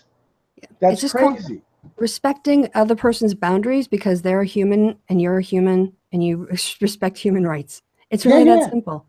It yeah. doesn't And have to be. I mean, we can talk about biology and men and women, but it goes both ways. I mean, it just is. It should be sort of a universal principle of, yeah, like don't touch people that don't want to be touched, and you don't have permission to touch. yeah, It's and if just, yeah, and, and it's not like don't bump into people and never have contact, but like that kind of aggressive, Well, yeah, thing. there's a difference, right? Yeah, there's a difference between grabbing someone by her tit and you know, bumping into someone under the train, right? And you know what? It's odd, but like in New York, where I used to take the subway every day, right, coming and going to work every day, and during rush hour, right? It's not. I never saw anyway. Maybe it is. I guess maybe possibly. But like when you're in a crowded train, you just stand still. You know, Yeah. I never. It never occurred to me to like extend my hand to someone's ass and grab it. Hmm. If that's too much for you, if that rule is too much for you to follow, maybe Yeah, you should be on a mountaintop. you shouldn't be on public trains. There should be, yeah. You're the Yeah, reason that lady only cars exist. You are the reason for those, ideas being floated around. yeah. Maybe it's just if society is too much for you, if the social contract is too onerous for you to abide by it, then get the fuck out. If I could Like, come back, oh, yeah, go come back ahead. to a point you were making earlier about, well, it's sort of, we're talking about the prosecution side and the reporting side, Ah, but yes, I really wish we would spend as much time as the sort of discussion about false accusations and the prosecution rates, talking about how few are actually reported, how many sexual assaults and rapes actually go unreported. oh my God, And yes, because we do know that unreported sexual assaults mean that sexual predators continue to find new victims. So yes, our question is not, why don't people report it? Our question to ourselves as our society is, what can we do to make it safer for people to come forward so that we can identify those people and prevent future victims from yes. having to undergo something similar or worse? And that's like not again, a victim blaming thing. It's why aren't people coming? This is the question. Why aren't more people coming forward? Men and women and trans people. What is it about the system that they don't feel they can trust? Is there a humiliation factor? Is there social support? Like, do people, are they aware those services existed? Are they well enough funded? Because it's in all of our interests as a society to not have sexual predators roaming around. It just is. Oh, agreed 1,000%. This is one of the other things that I always try to make clear when I talk about this is that just like I would make sure that there was funding for processing all these rape kits that haven't been processed for like years and shit, I would throw everything in the kitchen sink to destigmatizing, right, having been a victim of a sexual assault in every way that I could, right? I don't think that this is a bad investment. I think that it's a really good investment to if it requires outreach, and certainly I think that there should be just like there are legal services for those accused of a crime. I think there should be medical and mental health services for those people that are victims of crime. You know, I have no problem in appropriating a good chunk of the military budget for that. None at all. And for teaching people that it's not your fault, that you're not a bad person, that it really doesn't goddamn matter what you were wearing. You're supposed to be a grown ass man or grown ass woman. I don't care if there's this thing they used to say about the Roman Empire that you could be a naked woman on a white horse in the middle of the day or at night, whenever, going down the Via Appia, and you would be completely safe. No one would dare to hurt you or steal your money or anything like that. And I'm I envision something uh, that well, I would like there to be that kind of attitude towards this, right? Where what you're wearing isn't an issue, you know. That And for kids too, you think about if that kind of attitude and those support services were available during the sexual scandal in the Catholic Church. yes, no, You for know, children too. yeah, and I'm not saying you're excluding it. I'm just expanding on your good idea. Oh yeah, more, yeah, no. And see, the thing about it is that the thing that I encounter so much um, on the conservative end is this really kind of backward ass thinking about economics and well, a lot of other things too, but specifically like, and I was talking to Chris about this earlier. I was like, well, you know, if I run a business, I want to get the biggest bang for my buck, right? So, do I want to go buy widgets at the most expensive price, or do I want to get a deal, right? And you sit there and excluding for the moment for-profit prisons, it is infinitely better to spend a little bit of money in things like outreach and education and um, these mental things. health mental Yeah. health services, anger management classes, Yes. meditation classes, yoga, Yes. yeah, it's skills training, yeah, Yes. and therapy. To be honest, most of a lot of Yeah. people in prison have severe issues, and they just become better criminals in prison, and they have the same issues which are driving their criminal behavior, or drug addiction. Right. So Yes. yeah, a little, an ounce of prevention is worth a pound of cure. And On the we could cure. Yeah. save millions, you could save so much more money if we just took a small part in the United States of the defense budget and invested just for 10 years in as an experiment and see what the results were. Just see, you know? And And then actually have like incentives for businesses to hire people with criminal records in order to like get a tax break or some kind of tax credit for taking that risk in order to get people out of the cycle, right? Because that's the other problem is once you get out of jail with a record, you can't get a job, you're right. broke. So what do? You go back to making money the way probably got you in problem, whether it's prostitution, if you're, or dealing drugs or car theft, whatever it was, right? So Yeah. break the cycle and incentivize. I have a no problem at all with those kinds of tax incentives being used to try to experiment with our society in things that we hope will actually make a huge difference and save us lots of money and human suffering in the long Well, run. yeah. But the thing is that I don't even think that it's that theoretical. You know, like there are all sorts of little weird examples in all sorts of places. Um, there is a place like there's a little town and I don't remember where. There's a little town somewhere in northern Europe, right? So it's one of the Scandinavian countries, I think, and they had a problem with car accidents, like fender bender type car accidents, not like 30 dead people car accidents. And they decided that they were going to take the lights out of the intersections. It lowered the number of car accidents. Because people weren't gunning it to get through the red. Right. Well, that and people were being forced to be more careful. Right. You Right. can't just look at you see the red spot and you got to stop, but you see the green spot and you can just go. But no, you can't always just go. You're going to You hit always have to someone. roll to a cautious level of speed.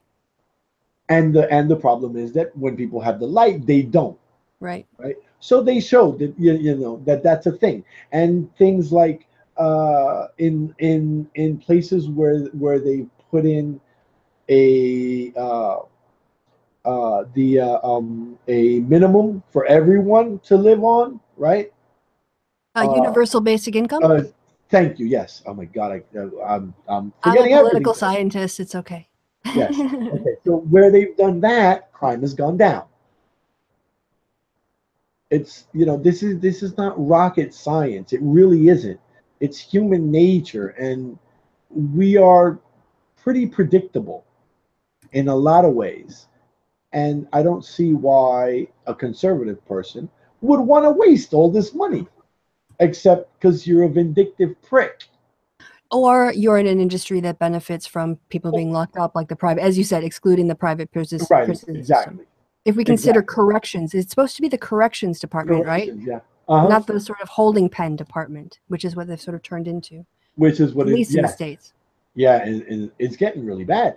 A couple of years ago, they caught a judge that was deliberately sending minors to juvenile uh, with inflated charges or inflated sentences because like his buddy ran the freaking juvenile hall, and you're getting paid for every kid that goes in. And that's the corrupting influence of capitalism. This is why you can't trust capitalism to provide public services, because their point is a profit, not a public good. Not a public good, yes. The public good is incidental to them making a profit. And that's why you have to control, in my opinion. So where I fall in it, I guess I would identify as a social democrat. I kind of like the Nordic model of highly regulated capitalism, a highly redistributed wealth in order to lower crime and for there to be more human flourishing. But yeah, I think for its many critiques, capitalism can be tamed into a mechanism for the creation of, you know, jobs and the progress of a society, and even I think to solve some of the problems that we're gonna be facing. So that's where I fall. I'm not like I'm gonna piss off all my sort of more communist and anarchist friends. Well, maybe not, but it's not like I'm hidden about my politics. But yeah, just officially, that's, you know, I'm not anti-capitalist in any sense of the word, or not in a radical sense of the word. Highly regulated, highly taxed capitalism. Yeah, I have no problem with that. That's, I guess that if someone had to ask me, I guess that would be more or less where I stand on it. I don't have um excuse me. I don't have a, I am not a like a Marxist Stalinist, I don't know, cultural Marxist or whatever, you know, I'm not any of that. And I'm not like a Randian, you know. I'm definitely not John Galt. I realized that, you know, you don't get roads and bridges and shit built all by yourself. Um, and yeah, I would be highly regulated. And yeah, but look, you can, you know, it's funny because the only way a lot of this stuff works is if if you're a biological determinist, right? The only way that you can't tell me that, you know, uh, you know, look at all these, look at all these minorities. They're into rape and murder, and look at this. Look at them. They're like animals. Oh, but these guys over here that run companies, they would never lie. They would never commit a crime. They're the good ones. Like, how do you get to there? Yeah.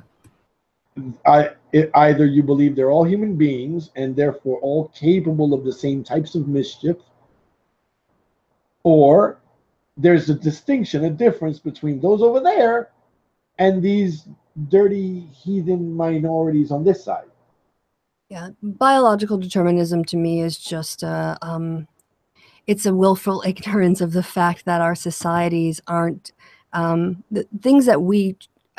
How do I put this in a clear way? Yes, we're human animals. We have genes, and we have the ways that these genes are expressed, and we have evolutionary sets in terms of what we're capable of, or the range of behaviors, or the things that, you know, like wanting to be in a relationship and finding meaning in social situations. We're pack animals. It's, Yeah. you know, part of who we are, and people who are isolated for long periods of time suffer deep mental health issues and deep depressions because of that. So within that, though, we are completely free to construct a society in whatever way we want. We can transcend our biological destiny and become what our conscious minds are capable of realizing, and do that in a way that benefits us and benefits others, such that the society we live in is a feedback loop of positiveness, rather than giving into our ego and selfishness and accumulation, especially of wealth. And as the Buddha said, even if you had a mountain of gold, it wouldn't be enough. People can hoard as much wealth as billions offshore. They're never going to feel like, okay, I'm topped out, right? I'm just going to start giving all my money away. Yeah. And so we need to find mechanisms, in my opinion, that counterbalance. Sorry, that I had an apple while you were talking. Okay. That counterbalance that negative influence that we know will only lead to things like the French Revolution. In other words, not cutting people's heads off, but creating a destabilizing effect such that the populace ends up rising up and overturning the state as it is, and that creates more chaos. And what we have right now globally is a system where money is being filtered up and up and up into fewer and fewer hands. And those situations of, we're seeing now the rise of populism, you know, because the impact of financial crises don't hit those people. And so, yeah, I'm glad we're nowhere near, hopefully we're nowhere near another financial crisis. because that really could tilt the tables and activate more people in a sort of Trumpian direction. It really could. Yeah, no, I've told people this before. We're not as far removed from the 1940s as a lot of people would like to think, and it's not just in Europe. It's almost everywhere now, where the poor are getting poorer. There are more people who are poor, and fewer, or not fewer and fewer people, but the elite is hoarding more and more money, right? The richest people are getting and Trump wants to give them a bigger tax break, and yeah, that's just fucking nuts. Um, but what I would say is that yeah, as far as BD goes, we're both right. We're that weird animal that's both uh, uh, restricted by our biology in some ways, but we're also aspirational and not restricted by our biology in other ways. And confusing these two is not a good recipe for a functional planet, you know. I think that's well Capitalism. said. I actually think that's very well said. That's Well, very thank you. elegant. Thank you. I'm supposed to be this more often, God damn it. I'm getting old for this kind of stuff. I'm forgetting words. A lot of them.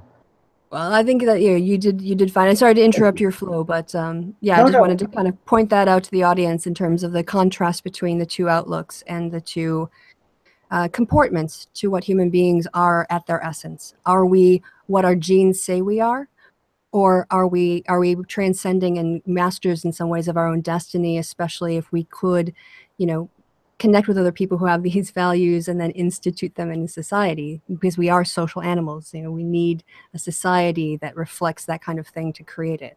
Can't do it on our own. Not if you're John Galt. Oh God, those Yeah, people. precisely. Those people. I find them funny.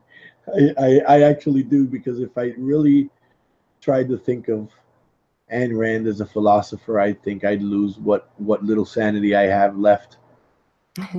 And I'm saving that for the kids, because they're already sapping my sanity. And also BD doesn't really make any progress. It's not a progressive outlook on human capacities. It's a very restrictive one. It's Yes. very, I think, limiting and confining and trapping us into our earliest sort of biological emergence as Homo sapien.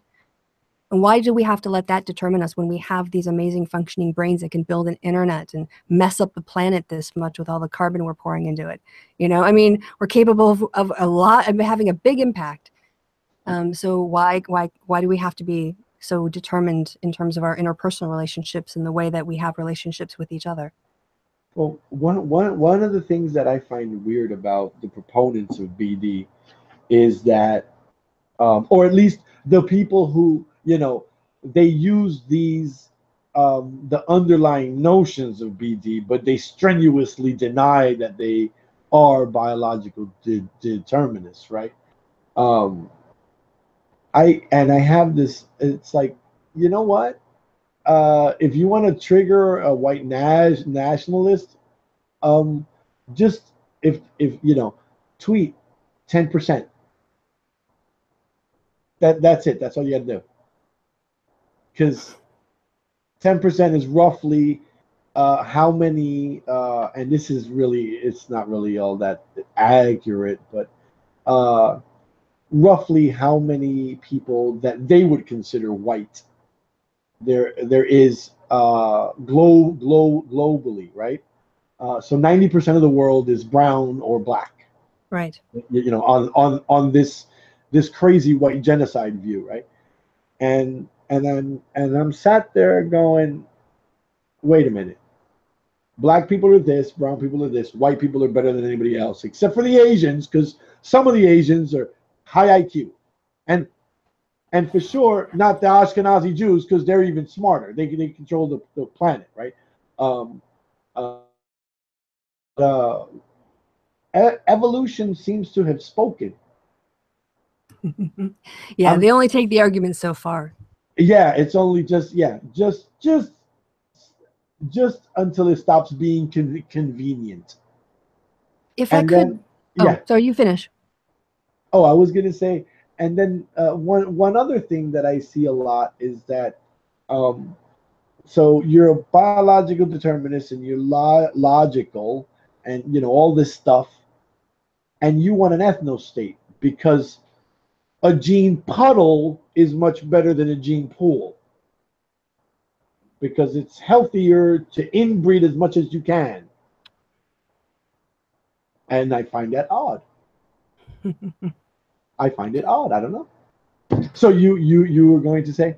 Yeah, just to kind of draw perhaps an analogy from my own recent experience. I just got back from this road trip across northern France, and we Yeah. stopped and saw three Gothic cathedrals. And I like to take photos. I used my camera to kind of test out its capacities while I was doing these tours. And we would just sort of show up and go inside and take lots and lots of pictures, and then compare them, when we got out. And I absolutely love cathedrals. Now, it's kind of weird, one might think, because I'm an atheist, right? And they're entirely filled with Christian iconography and images, and people doing prayers, active churches many times. And yet I find them not to be what their original purpose or the original intention of the building was. To me, they are a monument to human achievement. The fact that when I look up to these rising arches that just continue to go up and up and up, and as the light pours through and fills the cavernous, body of the cathedral, and my camera inside is just gold and white and beautiful, I just think people made this. This is a testament to human artistic ability and architectural ability. And that's what I see when I walk into a cathedral. It's not a house of God, it's a house of human achievement. And that is sort of how I see like the difference. If a biological determinist would say, no, the only proper use of that building is a house of worship, you can't see it in any other way, or that's the only natural way to see it and everything else is false. And I kind of see parallels in that. Like I've been able to reinterpret and reconstruct that something that it becomes something I can enjoy and celebrate, but on a completely different level from the original builder's intentions. Well, it sounds a lot like you are at least in the same ballpark as I think his name is Alain de Botton. I think he's I don't know. an atheist that writes about what atheists can learn from religion, and it's a he has a whole thing where uh, he talks about like the holidays, right, which serve to mark the year, and they serve to locate people uh, temporally, right? So everybody's having the same celebration at about the same time, right? The solstices or whatever. Right. That religion does so well, right? Religion does this very well, and the notion of community, which the religious also do very well, right? It creates Yeah, a very much safe so. space. It creates a safe space for them, for like-minded people to congregate and interact and do all sorts of fun social things, but also useful social things like network and um, uh, accrue influence and so on, which is a good thing if for Status in terms of, yeah, like the pyramid of realization. Is that right. Adler's pyramid of realization, like status in a community? Yeah. Yes, and well, and also because that helps to that helps your psychological state, of course, right? And atheists don't do this well, and he talks about why, and it's that oh my god, I hate it so much. When I think about this dude, the part of me that is like that wants to punch things just screams at me. Um, but that ridiculous notion that um, you can't get atheists to agree on anything. It's like herding cats or something. Right. Yeah. I think it was Sam Harris. I think it's like, you stupid person. You atheists believe, well, atheists that are being skeptical believe in I would say roughly 80 to 90% of the same exact things. You know, with variation, of course, but you know, you'd be hard pressed to find a skeptical person that doesn't believe in like climate change, or you know, or that believes the Earth is flat. You know, and again, I'm sat there going, that's stupid. Science is consensus driven. If you believe in the science, then you're believing with like 95% of the experts, which is like crazy monolithic in a way that is almost like religion is, you know. But of course, different epistemologically, but you know. Right. And on that issue of sort of the social side of being a part of a religious community, you know, whether or not you what you believe or how much you believe it or whatever, that's a sort of separate part of that social Yeah. reward of being part of the community.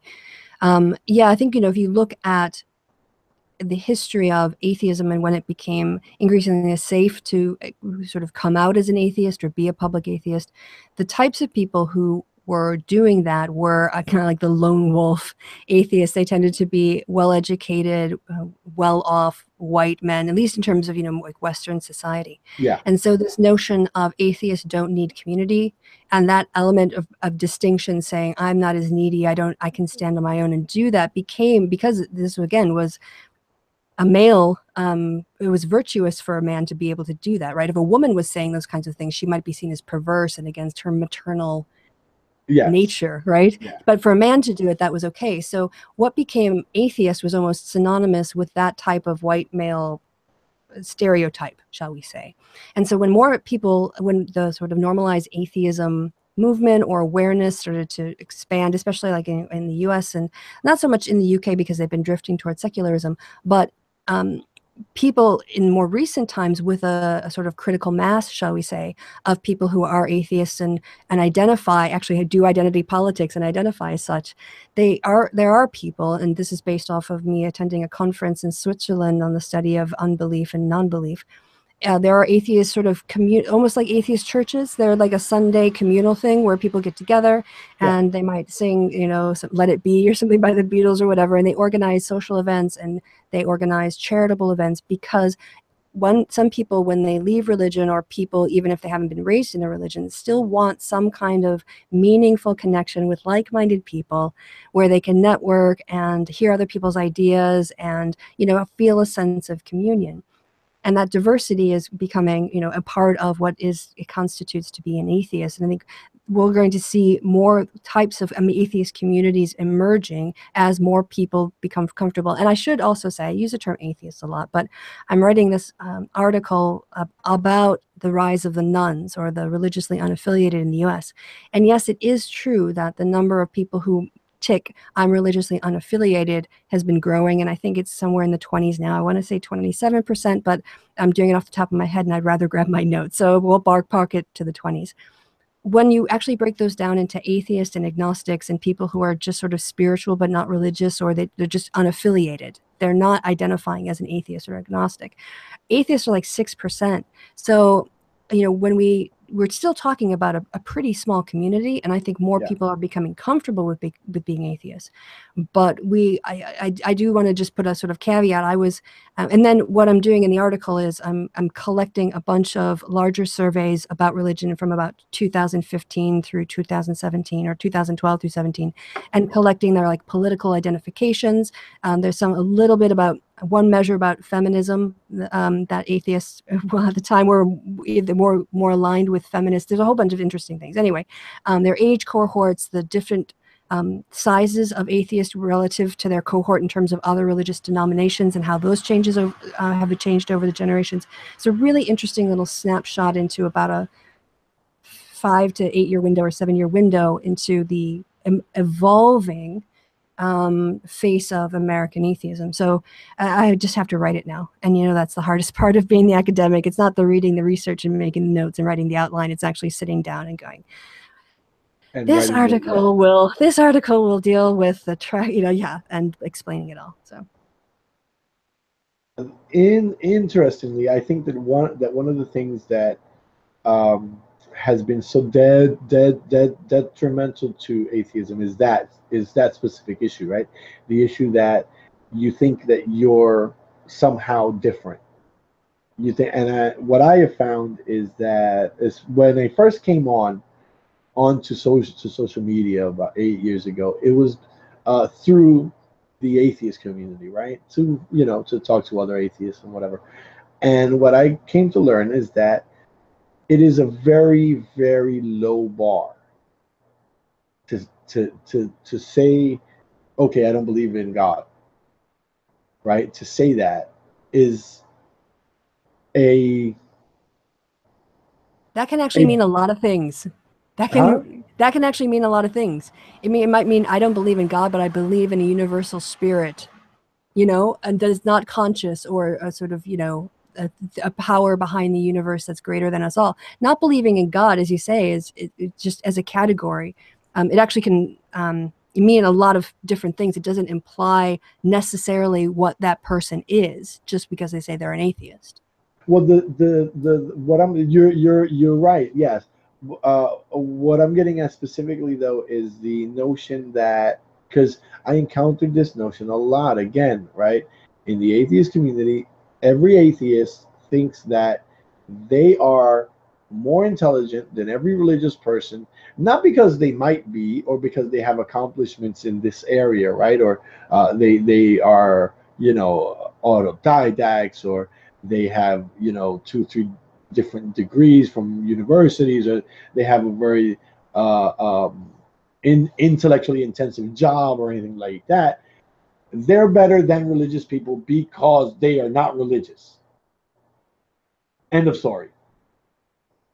I've seen this over and over, and it seems to be, I'm sat there agog. What? And this, I don't know if I ever told you this. I may have mentioned it. I don't know. Back when Atheism Plus was a thing, or just before that, I I was on the same page as all of the feminists who ultimately went into that, right? Who went into Atheism Plus. Not necessarily the way they did it. I thought they could have used a bit of help in organizing and planning and other things like that. But the notion that an atheist is just somebody who doesn't believe in God, I'm like, well, that's great, but you're not. Why? Why? Because if you can't answer why, then you might as well just be a believer that God isn't real and you're just another believer.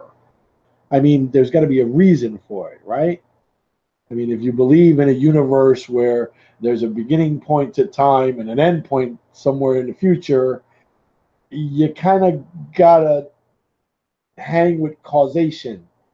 It's got to be a thing. Why don't you believe in God? Well, because, okay, because it's silly. Do you believe in ghosts? Well, of course, ghosts are real. What? That's not skeptical. And that's the problem of the atheist community today, is that because you refuse to take an identity on of some sort, right? Because your identity is based on not that thing over there, then uh I'm just going to assume the truth of this, even though it's highly debatable.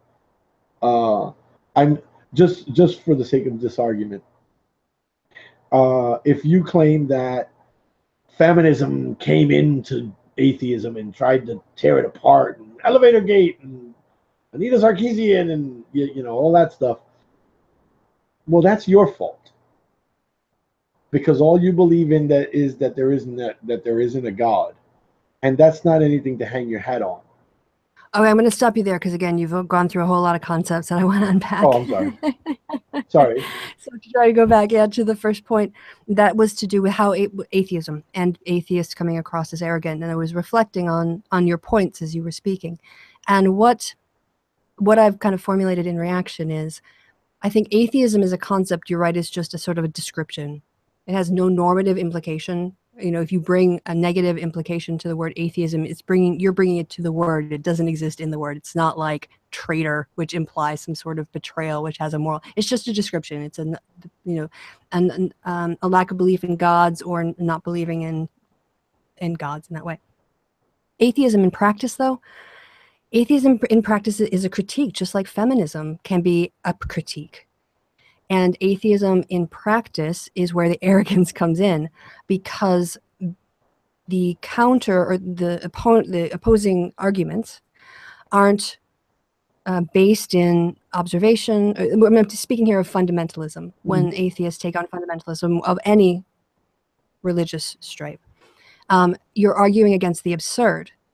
And I think it's very difficult when you're very convinced, not only for the people who I think are doing it right, he is an arrogant son of a bitch and there's a lot of problems with him, but Richard Dawkins knows what he's talking about.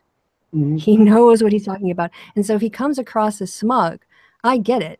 Because if someone tried to school me on political or partisan identification, I would probably sound as smug in explaining to them why they were wrong. It's just difficult to not sound like you're intellectually superior when at that point, you technically are intellectually superior. Now, if the conversation was reversed and I was making some ridiculous claim about a passage in the Bible and they had the passage in front of them and they knew the translations from the original through the modern and all the variations of it and why those variations existed, and they got a little bit, snarky with me, well, then they would be entitled to have that, right of arrogance, because I don't know, actually I do know quite a lot of that stuff, but let's say I didn't know any of that stuff. So I think that's where the tone comes from. Then, unfortunately, because of human nature and our wanting to identify with a group and feel part of something, when we hear those tones and we have the same emotional comportment to the opposing argument as the person making them, the person countering them, we root for that person, right? And we like that person. And when they say things that we find witty or clever or well put or, a ponage, then we celebrate that instance.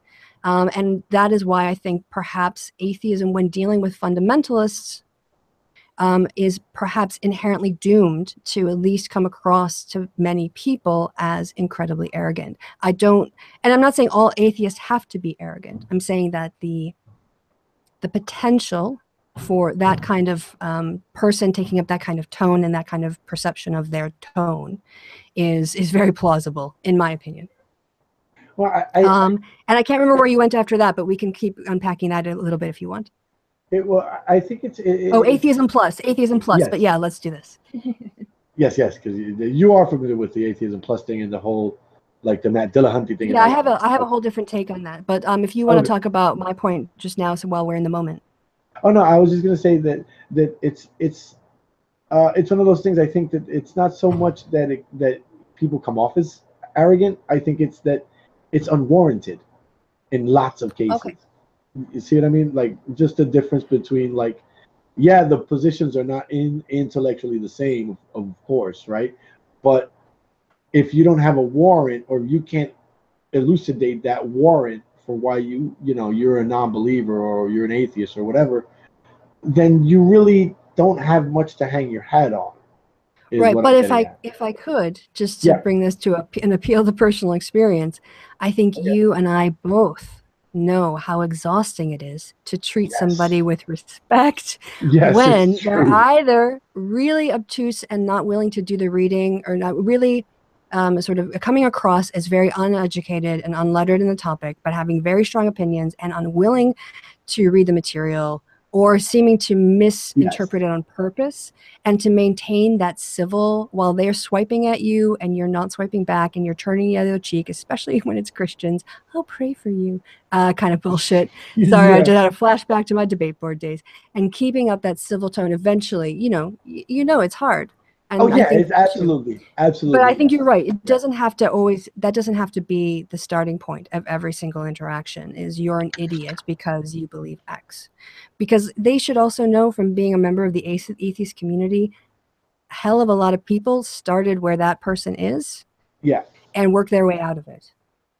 And some people are just there to argue, but if you slam the door right away, if you assume the worst right away, then you're definitely pushing that step of self-reflection back. Because Yeah. one thing I learned, I listened to when I first started YouTube, I did all of this research because I was fascinated about the deconversion process. And one thing that came across again and again and again is that people don't, and this is, this is also, I think, not a secret, but people don't deconvert in a conversation. They Yeah. have an interaction, and then they go away and they think about it, and they might research it, or they might just, if it's a moral question, they might just ponder it and work it out in their heads.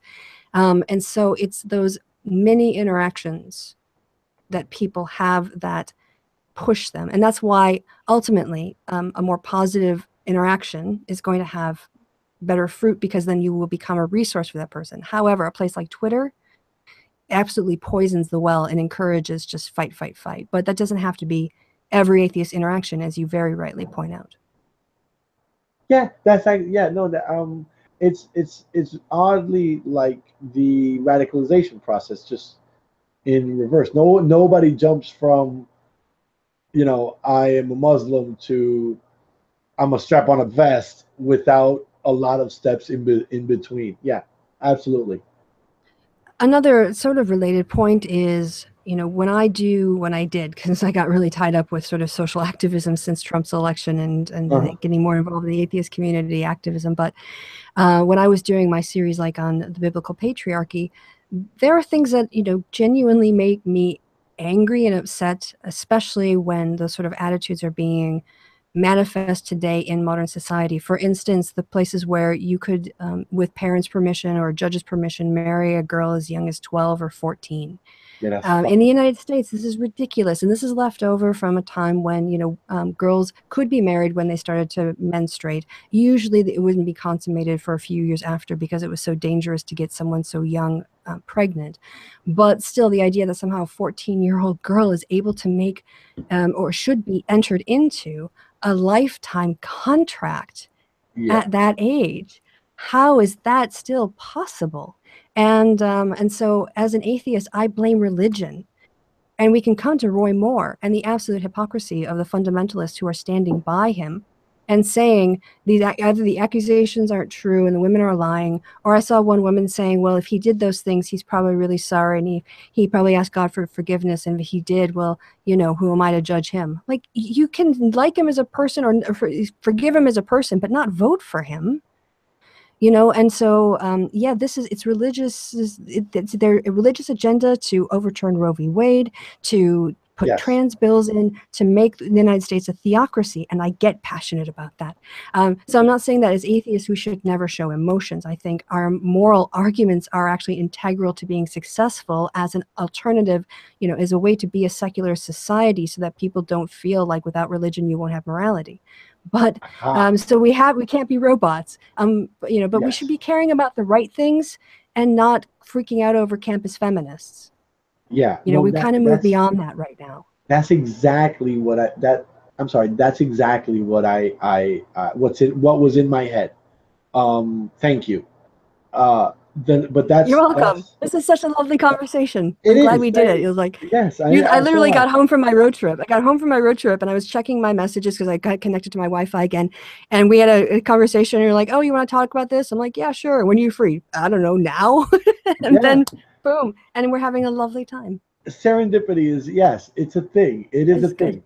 But see, that's what I was alluding to before, is that the notion that, and I get it, I do understand it. It's fallacious, but I get it. Like, an atheist is just that, right? Atheism, right? Theism, to believe in God. Atheism is the not believing in God. Okay, yes, true. I guess, yes, true. I will grant you that, right? Anybody that asks me is, I will tell them, yes, of course. But the thing is, right? I've always made this distinction, right? And this is what I was talking about, or dancing around before, is that there are people who that is the only thing that they do, right? That they are an atheist and that's it. And they do believe in other things that are weird. And by weird, I mean things that, have been debunked by science, right? Ghosts is chief among them, I guess. aliens, flat earthers, that believe in that stuff. They don't believe in God, but they believe in that stuff. And so there's this cognitive dissonance inside their head where you use skepticism for this, but over here, not even a little bit. Over here, I'm just, yeah, no, moon landing never happened, right? Um, Well, I know and from my own deconversion experience, I was raised Roman Catholic, and this is a yeah, video. I made a video on this on my channel, and got really unsettled by the idea of monotheism. It just morally didn't sit well with me. The Bible didn't sit well with me. And when I got to my sort of mid-20s, I went through sort of, no, late 20s, about 28, now that I think back on it, a sort of spiritual crisis. Like I felt uh-huh, like it was time for me to explore these ideas. And after a lot of research and thinking, and I looked into, I actually grew to, that's where I got my respect for Judaism. I grew very respectful of Judaism in that search for finding the right religion, and Islam, and that I wasn't going to go in that direction. But I landed on Buddhism because I really liked the ethics.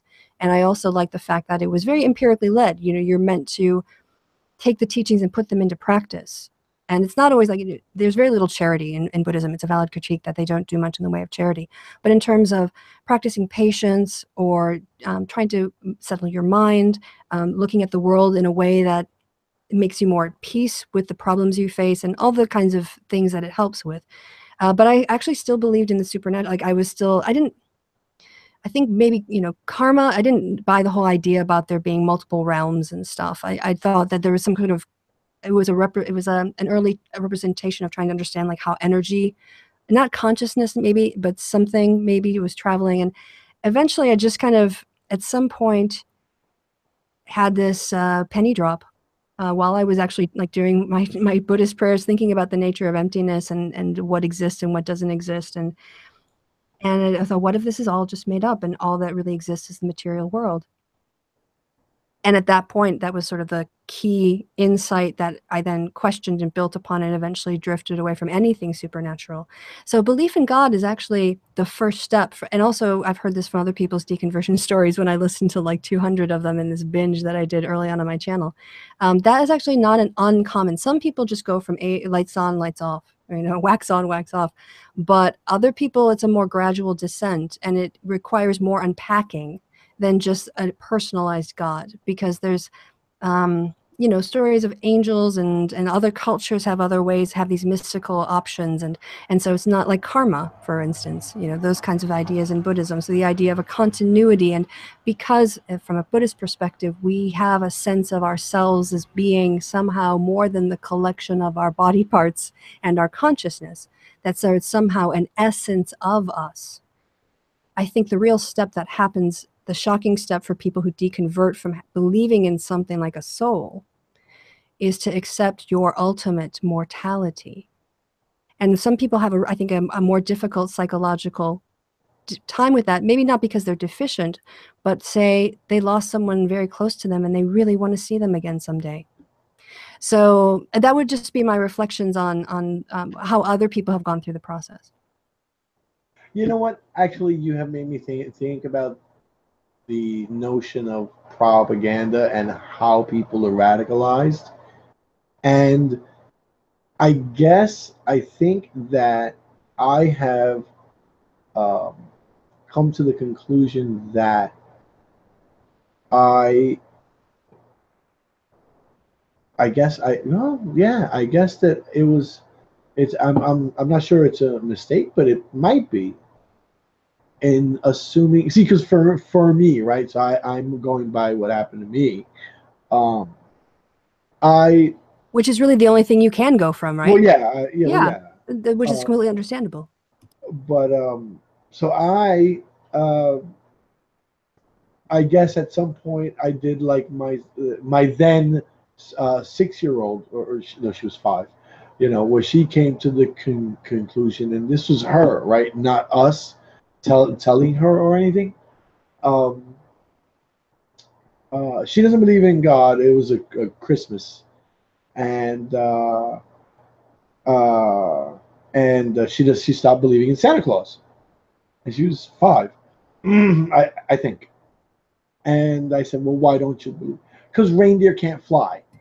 Smart as a whip, that one. you know, and I'm like, oh, well, yeah, Wow, I'm impressed. right, reindeer can't fly.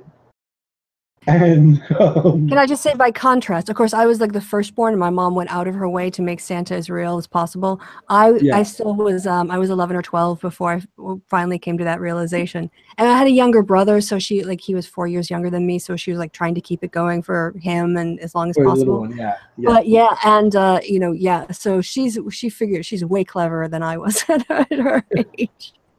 Well, yeah, you know, I mean, she has amazing insights for now. She's what 11, so she has amazing insights sometimes. But that's basically what happened to me. Like for me, right? I just all of it went, all of it in one shot, and it went because, um, yeah, that doesn't make sense either. You know, if if I don't believe in God because I can't prove He's there, then I don't believe in ghosts either because I can't prove those are there. And I don't mean me, you know, personally, but you know, science hasn't proven this, so yeah, that's not real either. And aliens, well, that's kind of a nice idea, I guess, but you know, unless they can violate some of the rules of the universe, we wouldn't know. You know, so like all of it went for me, all of it went almost in one shot. Like, And yeah, and I've heard those stories too. I had a friend, we were talking about like losing when we learned about Santa, and we were in our teens at this point, and he was like 17, but he said when he asked his mom, is Santa Claus real, and she said no, and he said, was the Easter Bunny real, and she went no, and he went, well, to himself, then the tooth fairy isn't real and God isn't real. Yeah, and so it was just like anything that was in that sort of vein, and God is very much like the same kind of myths and legends and ways of perpetrating him as those characters as well. So it made a lot of sense from his childhood mind to just make the obvious conclusion. So yeah, there are multiple ways that people end up in disbelief, shall we say, or letting go of belief might be a better way of putting it. I think that's actually a much better way of putting it, letting go of their beliefs. there you go. Yeah, maybe. Yeah. Okay. So I guess that it is a process for a lot of people, though. But the I only reason I know yeah. that is because I got fascinated by these stories as a social scientist, and because I do qualitative data analysis, I knew sort of like what kind of data to collect in the stories that I listened to, and I even broke it up into North American, and outside the United States, and different demographics in terms of like ethnic backgrounds and men and women's stories. Like I listened to a lot, and I mapped it out in this video that's still on my channel. But I basically mapped out all the steps, and they're not progressive. It's not like 1, 2, 3, 4, 5. Think of it more like a pond with stepping stones to get across it. And some people take different routes. Some people always like, so there's one element for people at least who convert later in life. There's a moment, it's not so much for people. So there's two kinds of people. Sorry, I'm just going to go off on my research because No, I no, go really ahead. want to get back. I really want to get back to it, and I just don't have time and all the things that I want to do. But yeah, so there's two basic kinds of people who end up as sort of self-identified atheists from these stories. One category are people who just clicked as a kid. I think Richard Dawkins was one of those. Christopher Hitchens, his story really represents when I was a kid. It just didn't make sense to me. You yourself, your daughter, or coming to those conclusions. It's for some reason they're just incredibly little practically minded people who really question bullshit. But not everyone is like that. So some people really believe it, and they take this sort of supernatural world as a second layer of reality that they inhabit. And so, because, and especially the longer that you're in it, and the social networks too, and the other emotional things that come with detaching from the community, but just on a psychological sort of perception of reality basis, questioning that, of course, in a lot of religions itself is considered dangerous, right? Doubt is always meant to be, you're supposed to pray your doubt away or whatever else. Yeah. But eventually something happens. Either there's a moral question, like the problem of evil, or there's just intellectual problems with this, like how can it be inerrant when it says this, to questioning hell as a concept. How could a moral God have hell? And these problems, they just can't be prayed away. They sort of eat at the person, and as a consequence they have to deal with it. So they investigate it more, they think about it more, and they come to their own conclusions. But that usually leads to questioning other things, and eventually they might, quite commonly, like I did, I drifted away from Catholicism into a different religious view. Some people go to more liberal you know, end up as a universalist Unitarian type, you know, being Yeah. as liberal as possible in their beliefs, but still retaining that thing about God. And then at some point they see the world without God. They've never seen a world without God, not in their mind's eye. And they see that as a possibility. And that creates kind of a world collapse. It means everything that they had invested and believed in and had their morals set by are now up for grabs. And this is another like really emotional part of deconversion. And people, because they're often embedded in faith communities, they have very few people to talk to if they don't have atheist friends. Right. And so it's a very lonely process. It's often done completely alone and in silence. They don't share it with their partners. They don't share it with their families. They suffer alone until they kind of work through it on their own and get to the other side. And once they get to the other side, they feel so free and happy and seeing things like for the first time, you know, like understanding, just having a completely different perspective on life and not wanting to go back.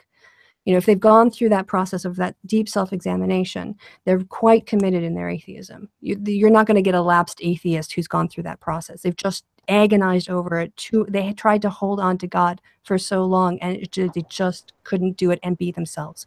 And often it's that being true to yourself is what the reward is for coming through the other side. So it's a really intense process that is, I think, completely understudied in psychology. And again, one of these things that I wish I had more time to explore, but at least the preliminary research and findings are out there as a benchmark, and then other people could, well, maybe if I ever write it up and publish it, which is what I really should do, again, if I had the time, but then other people could collect other data and test, you know, what they find in terms of the patterns and whether or not they map on or they're different, or have different faith communities. So I focus mostly on Christians. I know I've been going on forever, but I really love this topic. No. I focused mostly on faith Christian communities and not Mormons, sort of like a Protestant Catholic. But within that, I had some variation. So one fascinating story, this is about like the intersection, I think, of atheism and other social issues, was a story of a young man, Hispanic background, and he was a gay atheist. And so when he felt it was right, he decided he was going to tell his mother he was gay. And he said, when I told her I was gay, she was totally accepting and totally loving. But I also couldn't at the same time tell her I was an atheist because she told me, it's okay. God made you the way you are, and God loves you, and I would never stop loving you. And he said, I am out to my mother as a gay man, but I'm still in the closet about being an atheist, to spare her feelings. And that to me is like the intersectional atheism. I think atheism plus, I wasn't around for it, so I can't comment on it. All I know is it didn't achieve its goals. No. Right. But I think there is a necessary, it is necessary to be intersectional if we want to be a movement in terms of an atheist movement. If you want to be a solo lone wolf atheist who's not part of any community, I wish you the best. But some of us want to actually do something about society. And because our atheism informs our values, in my case, it's humanism. So yeah, I've kind of lost my train of thought, but yeah, that's that process. All of that is, I think, should be more studied, and because we could help people through those processes, you know, because we'd recognize that emotional, and this is it. It's not an intellectual journey at the end of the day for people who are deep into the religion and come out of it. Ultimately, it's because the intellectual stuff is easy because it makes sense. Emotions can be irrational, and it's mastering those emotions. That's where a person really becomes a dyed-in-the-wool atheist. I think that we need to explore this more. I agree with what you're saying. I don't think that I have any major, I think, issues with what you said. I think we should talk about this more, though. For my part, I mean, we're going on, I think, 3 hours now, which I think is great. But a lot of wow, people did time fly? Yeah, a lot of people are going to go, well, I'm not watching that. I'm not listening to that shit. That's crazy, which I understand. But for my part, I would like to continue this. Excuse me, a frog in my throat for some reason. Damn you, Kekistan! I'm gonna go ahead and reread Religion for Atheists, which is this guy that I mentioned before, Alain de Botton. Okay. He's Swiss-born British guy with no hair, just like me. I totally find an affinity with this guy. No hair. I'm gonna reread that, and I'd like to talk about some of the stuff that's in it. You Um, know, his name might. I'm now because I'm not in the study of politics or religion, or even in sort of like the sociology of religion. You know, I'm a political scientist whose yeah, hobby has become atheism and atheist activism and things like this. But now that you mention his name, I think a colleague of mine who does work in that area cited him as like the big name, perhaps, of religious studies. Like he's a very influential author, and basically if you're doing an article on sort of belief in some way and some topics, you're going to be citing him at some point. Does that sound about right? yeah, that sounds about right. He also wrote a book titled "The Architecture of Happiness," Okay, which I then have maybe not. somewhere. Okay. So Well, he's I guess a philosopher um, in the the non-formal sense, right? But he seems to he has this notion of religion as a not totally pernicious thing, which I agree with. I don't think I think there are some things that you can salvage from organized religion anyway. Uh, and It's one of the things that has fascinated me since I joined the atheist community, and it's that you have, if it's true that the feminists came and caused this great schism, and then a few years later the neo-Nazi dudes came and caused this other great schism in your community, maybe it's because you don't have a fucking identity. Maybe it's because you spend so much time pretending that you're John Galt that you've actually come to believe it. And you know, John Galt all by himself gets his ass beat. well, you can see it even with the sort of white rationalist or skepticology movement or whatever. How you've got now a split almost between them, with people who are playing footsie with the alt-right and the alt-right, and people who are trying to, or more keeping their distance, or even, let's say, getting uncomfortable with where things are going. You're seeing that sort of, again, the pushing of the two camps, of the moderates and the more or the people more Yeah, willing to go farther, into the yeah. extreme. The purity testing. There's always going to be a new round of purity testing, and it's always going to exclude more and more people. Clearly, and part of the reason is because of that. Because, or at least in my opinion, that there isn't enough of an emphasis or even a discussion about what it actually means to be an atheist, right? Not just saying you're one, but then what does that entail? Any particular set of beliefs? Right. Why does it entail that set of beliefs? If it does, this isn't something that I find the skepticology community not addressing any of the substantive important issues uh, in favor of beating up on 15-year-old feminists, or um, S Jews, or Yeah, I asking the mean, Jewish question. the only way they're meaningfully going to take up an issue of like all the sexual harassment claims is to pick out a bunch of male feminists. That's Yeah, that's their way of actually covering that, and just to be outraged about their outrage machine, and feeding their fans more people to have contempt for. They're not dealing with the larger social issue of things like wide sexual harassers having multiple victims, and having 5 or 10 or 30 women come forward talking about one guy. No, they're just going to look at the guy who is on the left, ignore yeah, all of that on the right, and then complain about feminists and male feminists. and identity politics. And yeah, and I'll look, yes, and how bad identity politics is. Yeah, they're gonna, yeah, because Richard Spencer, not an identitarian, even though he says he's an He's an identitarian. identitarian. Yeah. Yeah, You this has know, been great. I mean, is it okay if I yeah. mirror it on my channel? What? Can I mirror it on my Oh, channel? absolutely, of course, Excellent. of course, yes. So yeah, I'm gonna read that. I think that we shouldn't make put a hard date on our next conversation. Busy, and you know I'm super busy, so this serendipitous moment isn't gonna happen all that often. But yeah, I think that we should for it like I don't know, next week, week after next, I don't know. Yeah, What, sometime in the not too distant future. yes, sometime in the not too distant future. That sounds good.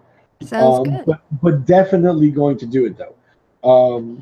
And so let's see. Let me see if there's anybody in the chat that has anything to say or anything to ask. Well, now there's going to be a lag, so then you're going to get like 2 minutes from now a bunch of furiously typed Yeah. questions. How many people are watching, by the way? Oh, I have no idea. Hold on. Okay. Oh, just 6. So we're Hi, safe 6 on people. some random geek. Ron is there. You know the rugged Midwesterner. Oh yeah, hey guys. In the chat. 006 is in there. I don't know if you know. Zephyr is in there. Hiya. I've seen these guys all the time. I don't know if you do in your chats. The regulars. And They're your Chris, barflies. yeah, they're the barflies. Yeah. And Chris is listening, but she's up to. I guess she has the headphones on. I don't know. Ron says hi, by the way. And so, if you guys were crazy enough to listen to this conversation, if you have questions, I will take them if you wish to share them. And But you better hurry the hell up. By the way. Yeah, hurry the hell up. Yeah. Hi back, by the way. And yeah, yes. Hurry the hell up with the questions. Yes. I was expecting. Oh yeah, there are no trolls. You know what? One of the things that I'm happiest about is that my channel is small enough that I avoid most of the trolls. Just kind of nice. I'm very much like I'm the moderator power fairy. If I basically recognize somebody who's made comments in my on my videos that I've interacted with and seems cool, I'm like, you're a moderator, you're a moderator. I'm like Oprah, you're a moderator, you're a moderator. And that way, you know, if I'm on something and it gets troll bombed, they just like it becomes, you know, like zapping trolls, you know, like troll zap. You're banned. You're banned. Keep the conversation civil, interesting, and you know, not just a bunch of people spamming it with crap. With swastikas, I love doing. Yeah. I love seeing that. I love seeing swastikas in the chat and shit. But yeah, okay. So these guys, yep. All right, you lost your chance. That's it. Get out of here. Go do something valuable with your time. Yeah, this was so much fun. Yes, it was. It was. It's kind of nice to be able to touch someone that you know doesn't. Who isn't a shit poster? There. Yeah. That's it. Who isn't a shit poster? This isn't. Yeah, you couldn't do this on Twitter. No, everyone would unfollow us if we had a 3-hour version of this on Twitter, just all of back and forth 280 at a time. Oh God, I couldn't even imagine typing that much. So yes, I am going to say I am going to sign off now, and you can stick around, but you motherfuckers go do something better with your lives. It's what's today, Saturday? It's Saturday. Go do something.